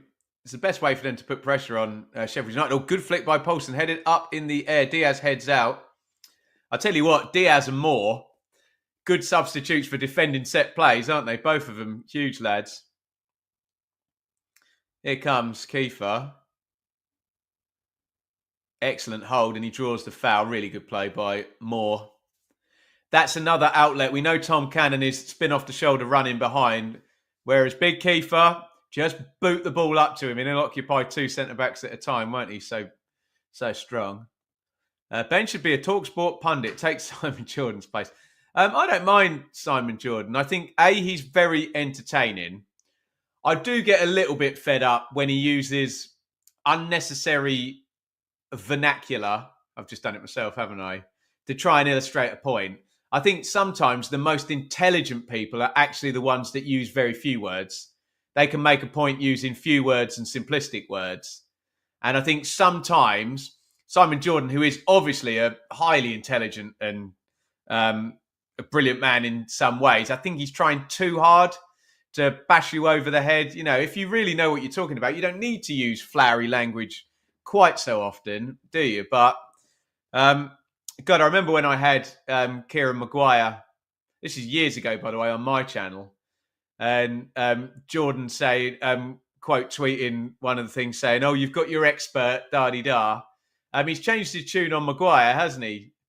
He likes him a lot now. So, yeah, but we couldn't get Jordan on my channel, sadly. Sure, it cost me a pretty penny to get him on, wouldn't it? But there you go.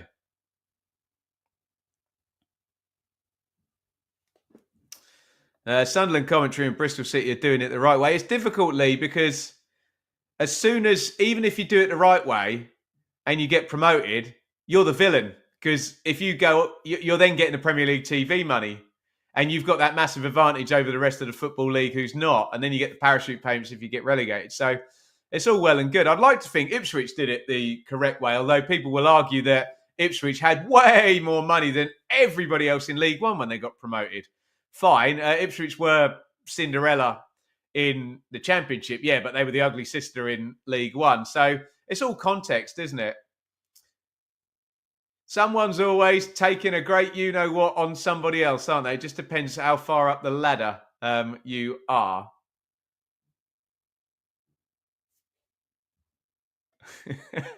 Could you make that point monosyllabically, Simon? Yeah, right.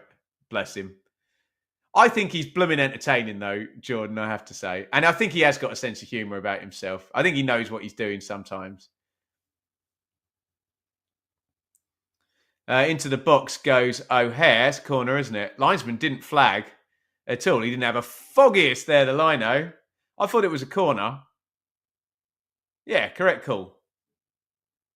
It's not a corner how I thought. There were two other bounces that I didn't see, but I'm going to take that. Ultimately, I was right there. Even though I was right without really having a clue what happened. But there you go. Liam, thanks for the super chat, buddy. Enjoy the Wednesday. See you for hot takes. What happened there? Rolling ball. Did they get another go?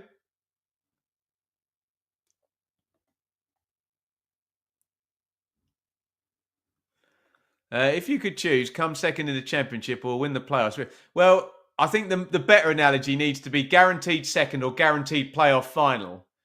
You got to take second, haven't you? If guaranteed a playoff win, yeah, obviously you take it, but then that makes the playoffs boring. So you just take second anyway, wouldn't you? In comes the corner, headed away on the back stick by Souks. I tell you what, there's some big lads in these set plays now. We already knew that Argyle had three big centre halves, and they've brought Tijani in off the bench as well. And now the Blades have got Ahmed Odzic in there, and Kiefer Moore and Sousa, and Diaz has come in as well. Battle of the Giants out there. Playoffs has the money. Second place has the money. If you want my argument, 100 million quid of it plus.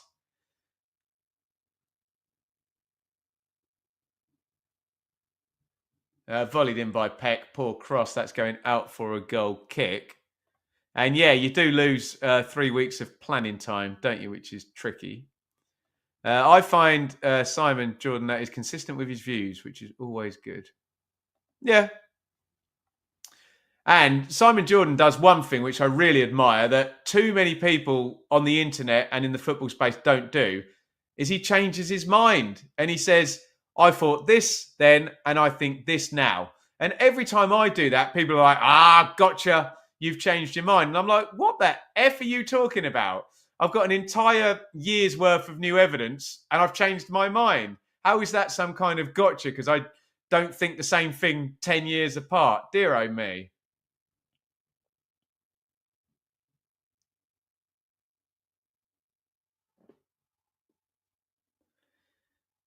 In comes, or is about to come, another long throw-in for Souks.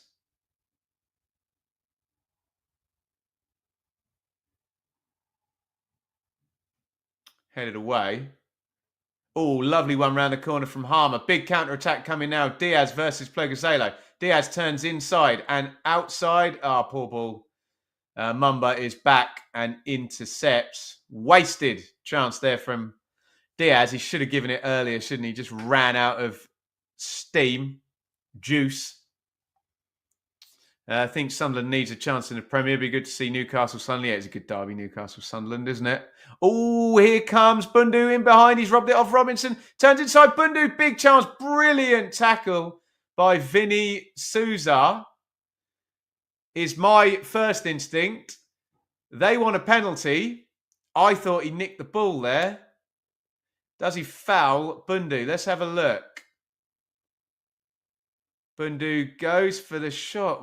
Does he take the ball? This will be a good look. Well, Bundu kicks the ball into his other foot.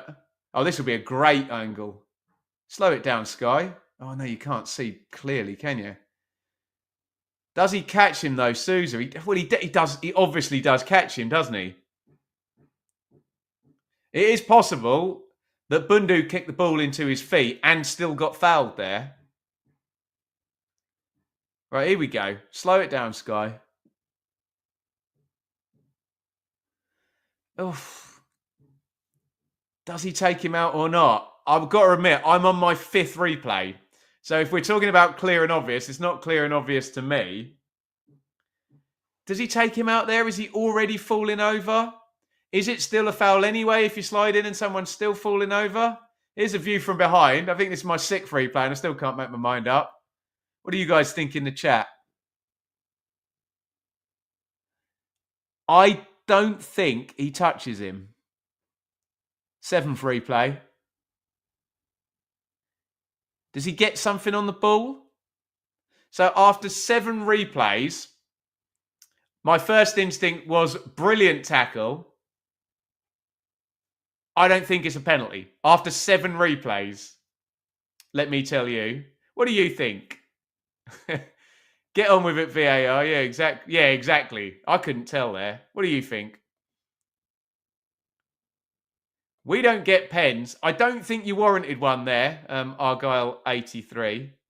No pen. 5-2, Manchester City. 7 goals over at the Etihad. Bonus point if you had that on the predictions. Sky think not.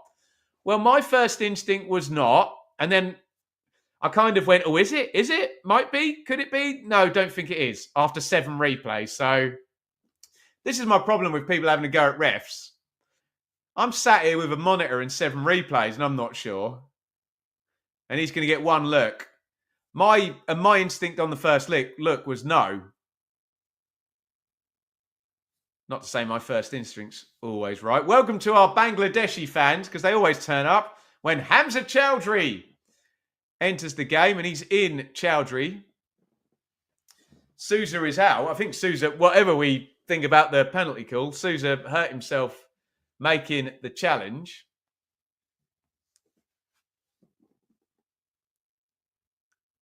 Corner comes in for Argyle. Hardy puts it goalwards. Oh, huge chance, and they have equalised. Oh, it's a big, big goal in the title race. He missed one probably 10 minutes ago, Hardy, but he wasn't going to miss that one. And Plymouth have equalised, and Burnley fans and Leeds fans as well, everywhere, are going to be celebrating that huge equalising goal. Wow!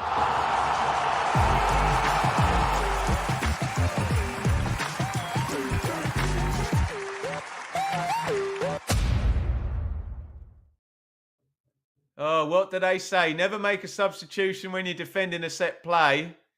Although, it wasn't... Oh, was it Chowdhury's man on the near post? I'm not going to blame Hamza straight away.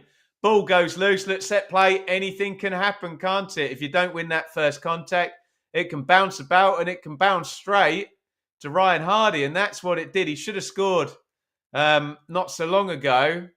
Hit the bar, hit it into the ground, didn't he? But there is the equalising goal. Wow.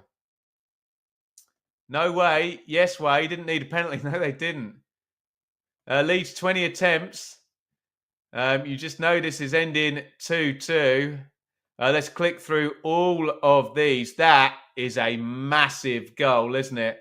And that would facilitate a 4-point gap going in between Sheffield United and the top 2.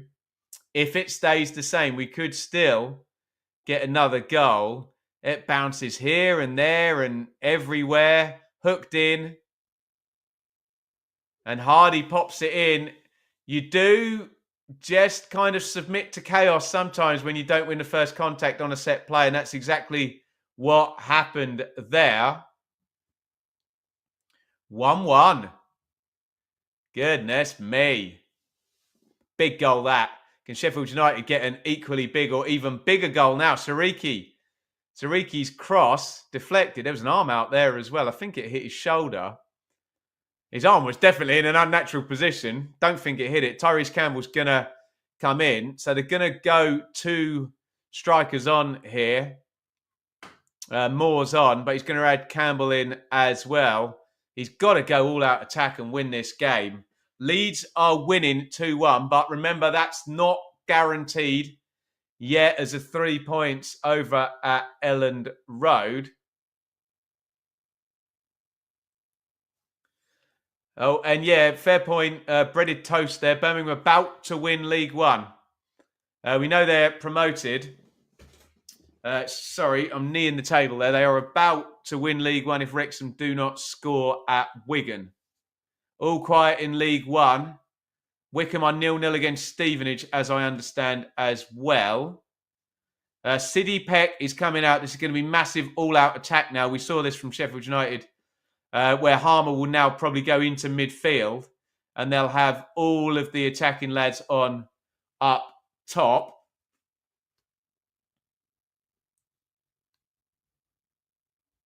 To be honest, draw not that helpful for Plymouth, but massively damaging to Sheffield United. And we said Argyle, they've got a really hard home run. If 4 points from the first two against Norwich, they're into the box here as well. Hardy is onside. Hardy dinks that far stick. Oh, this is getting loose now, isn't it? Is there going to be another goal in this one, especially with Campbell in and who went out? Peck going out. Plymouth are going for it. They don't really need a draw. Here comes Campbell with his first touch. Taking no chances at the back there. Plegazalo, who's had an emotional game, let's just say. Yeah, Argyle will go on to 38 points at the bottom, but they're still 4 adrift. Yeah, whoever said that in the chat there, both teams need a win. Steve, totally right. Neither of them want the draw here, do they? They're both going to be 4 points off where they need to be with 4 games remaining in the championship season. Chowdhury, Robinson. Robinson is robbed there, and that's really poor from Tijani. Trying to find Bundu, although Bundu's made something of it anyway. Bundu dinks that to the back stick where Hardy is lurking. Hardy puts the cross in again. This has the feeling that there's going to be another goal in this. I know there's only 5+ stoppage time. Both sides are going for it. This is round 42, guys. This is not take a point, move on. And here comes Sheffield United. This is brilliant stuff from both sides. Harmer. Oh, Harmer is wide open for Campbell. Massive chance. Hits the side netting. Oh, poor from Campbell. He could have gone in closer on the keeper there. Chris Wilder completely no-sells it. This is brilliant stuff, by the way. All-out attack from both sides. Campbell stays on side. Not a great first touch. Horrible finish as well, side netting. You see all of the Blades fans behind the goal. They're up. And then the hands on the head. Oh, dear. There's going to be another goal in this, isn't there? There is going to be another goal. I don't know who's going to score it. This is madness. I love it. What a waste from Campbell. Made a bad angle for himself. Birmingham, 2 minutes from being champions in League One. Come on, Blades, score. I have Blades to win on the Acker. Still have a bit of added time. Absolutely. This is wide open. Sheffield United are piling men forward. Someone is surely going to score in this game. Campbell crosses in deflected. Hazard gathers it and doesn't fall on his tummy, which we never like to see, do we?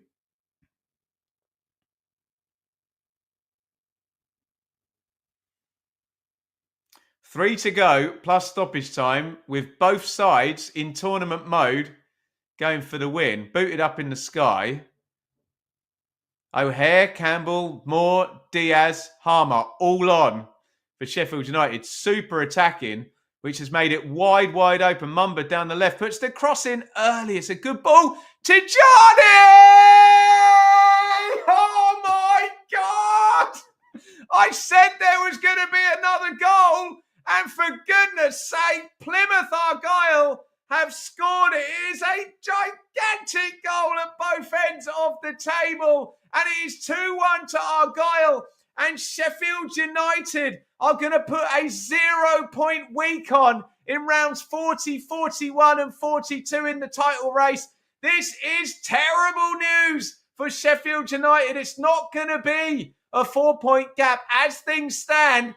It's going to be a 5-point gap in the title race, and Argyle are about to go on to 40 points in the relegation battle at the bottom of the table. Unbelievable. Nice finish by Tijani. They've gone all out attack Sheffield United. They leave themselves open. Argyle take the lead. I cannot believe it.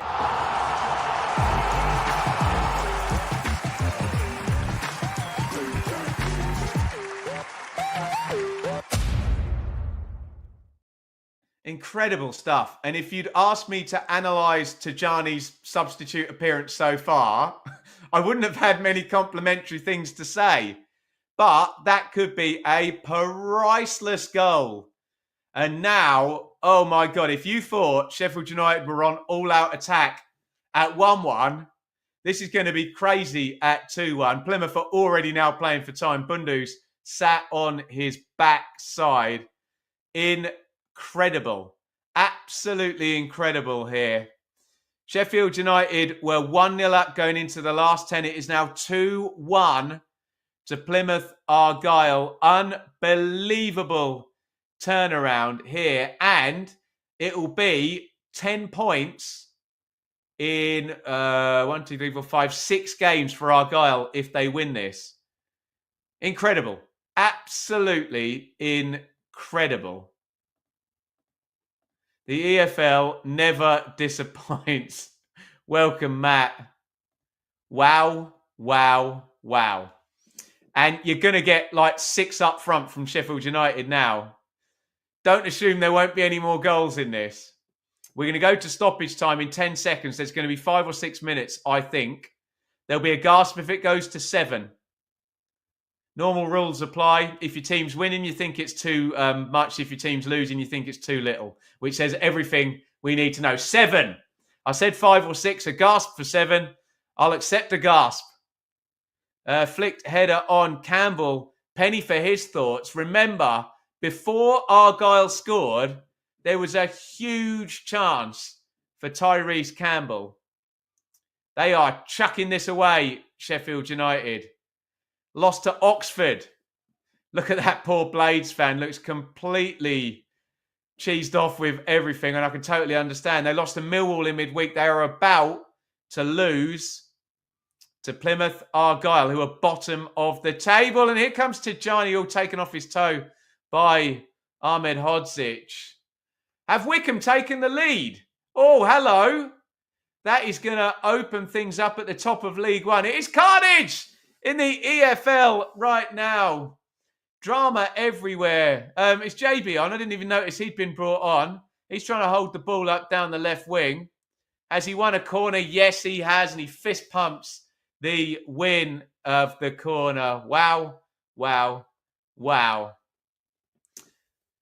£2 from liking Super Chat. I'm all over the place with the drama here. Liking trash. Thank you so much. Did not expect that. Still time for an equalizer. So just to clarify this, in League One, it looks like Wickham have taken the lead late on against Stevenage, which means the gap between Wrexham and Wickham will close to 1 point. I still have Wrexham as favourites looking at the fixtures, but Wickham have closed it up. Fair play, Wickham, 81 points. Moore clears it or half clears it and the rest of the job is done. Can they get an attack going? Sheffield United, they've got so many attacking players on now, and we have got 5 minutes stoppage time remaining to go. Wrexham do still have to play Charlton, but it's very hard for Wickham as well. I think Wickham have Charlton and Stockport, do they? They've got some tricky games remaining. Right. Can Sheffield United make a big chance? Full time. Wigan 0. Wrexham 0. Too much drama for me to be able to string a sentence together. 4-4. Swindon versus Bradford. Here come the Blaze. That's a foul. Is it on Sariki? No, not given by referee Langford. It looked like he got bumped there right on the right-hand side of the penalty box. There's going to be counter-attack chances here for Argyle. Here is one. JB down the right-hand side. All the Plymouth fans are going to say, run to the corner, man. Run to the corner. Could be a mighty win for Argyle and also for Burnley and for Leeds. The worst of all slips from Sheffield United here. 3 defeats in a row, potentially incoming for them Blades. They will be rank outsiders. They will have to go to Burnley and win to get back in this title race over Easter. Leeds are still live in their game. It is Leeds 2, Preston 1. If anyone's got a proper clock for me on that one, all I know is they are in to stoppage time. Here is Robinson for Sheffield United. And let's be frank about this. Even if they do steal an equaliser, Sheffield United, they need to win the game. It'll feel like a great goal and elation for the Blades, but they needed to win this game given what else is going on elsewhere. There you go, 6 minutes stoppage time at Elland Road, and they are in to the 4th minute. Happy birthday to Joe this Monday.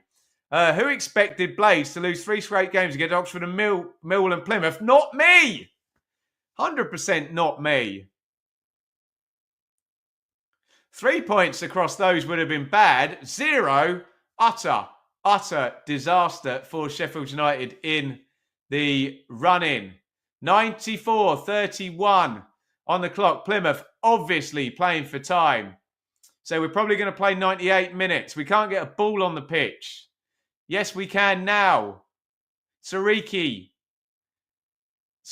down the line to O'Hare. I think that's a Plymouth throw, isn't it? Yes, it is. Plegazalo has had an emotional game. He's fist bumping every tackle. And he's made a few today. Full time. Wickham 0, Wrexham 0. It is still open in League One. The gap will go down to 1 point. Wrexham second. Birmingham are champions, by the way. Wrexham second, Wickham third, 81 and 82 points there with 4 to play. Drama in the EFL. Robinson. Can they get an equaliser, Sheffield United? I still think the second goal was a killer, regardless of whether they equalise or not.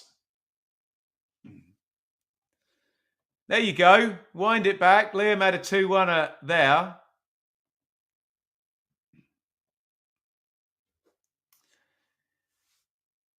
Goodness me. You can see the Blades fans trying to get some phone signal, trying to get the scoreline from Elland Road. We are still playing. Really, they need 2 goals, don't they? Sheffield United, they need a goal themselves. They need a goal for Preston as well. And hope that they can beat Burnley.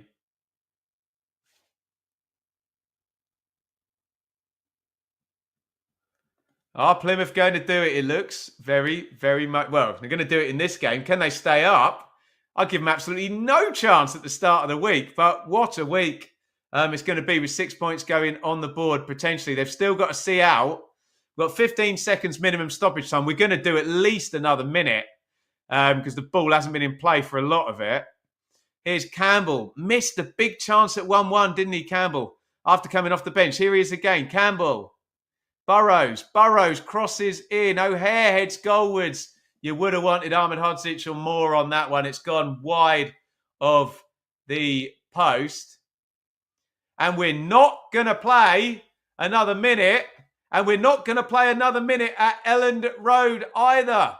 It is all over at Home Park. It is all over at Elland Road. And my God, it is a big swing in the title race. A huge swing. We now have a 5-point gap between Leeds and Burnley and Sheffield United. Leeds, top of the league, 88 points. Burnley, second on goal difference, 88 points. Sheffield United, I hate to say it, would appear to have screwed up their automatic promotion chances. They have to go to Burnley and win now. And they've got to hope for a slip up as well, somewhere else along the line. We have a 5-point gap in the title race. And they've choked, haven't they, Sheffield United? I don't want to be unkind. Use whatever words you are comfortable with. But you just cannot categorise losing rounds 40, 41 and 42 all in a row as anything other than dreadful for Sheffield United. I'm sure there'll be Blades fans who will say as kind of a coping mechanism, it's done. Playoffs, it's over. And if you're a Leeds and a Burnley fan, you are really, really close. Now, someone will do the maths, but to even take it to the final 2 games, Sheffield United need to gain points over Easter, don't they? But you can see by Chris Wilder's face, they've been outstanding this season, but is it all over now? Is it Leeds and Burnley going up automatically? Look at the body language. Look at the looks on their faces. Look at the look in Tyrese Campbell's eyes. He had a big chance at 1-1. Wow. So many comments coming in. Can't read them all out. But goodness me. Leeds 88, Burnley 88, Sheffield United 83. 5-point gap. Look at this huddle for the Blades. They look like a team that knows, all things considered, they have possibly thrown this away this week and they are going to be in the playoffs. Right here, right now, gun to my head, it's Leeds and Burnley, isn't it? 5 points gap. Terrible, terrible week for Sheffield United.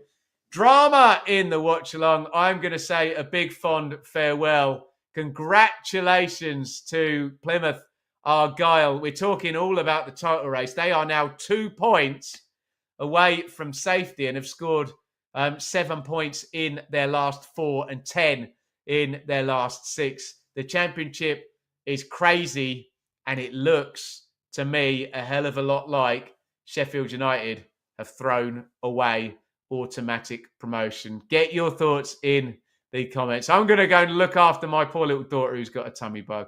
And by God, we will see you tomorrow for the hot takes. I think you know what we are going to be talking about. Wow. Leeds 2, Preston 1, Plymouth Argyle 2, Sheffield United 1. I'll put your thank yous in the comments. I'll see you for the hot takes tomorrow. Over and out.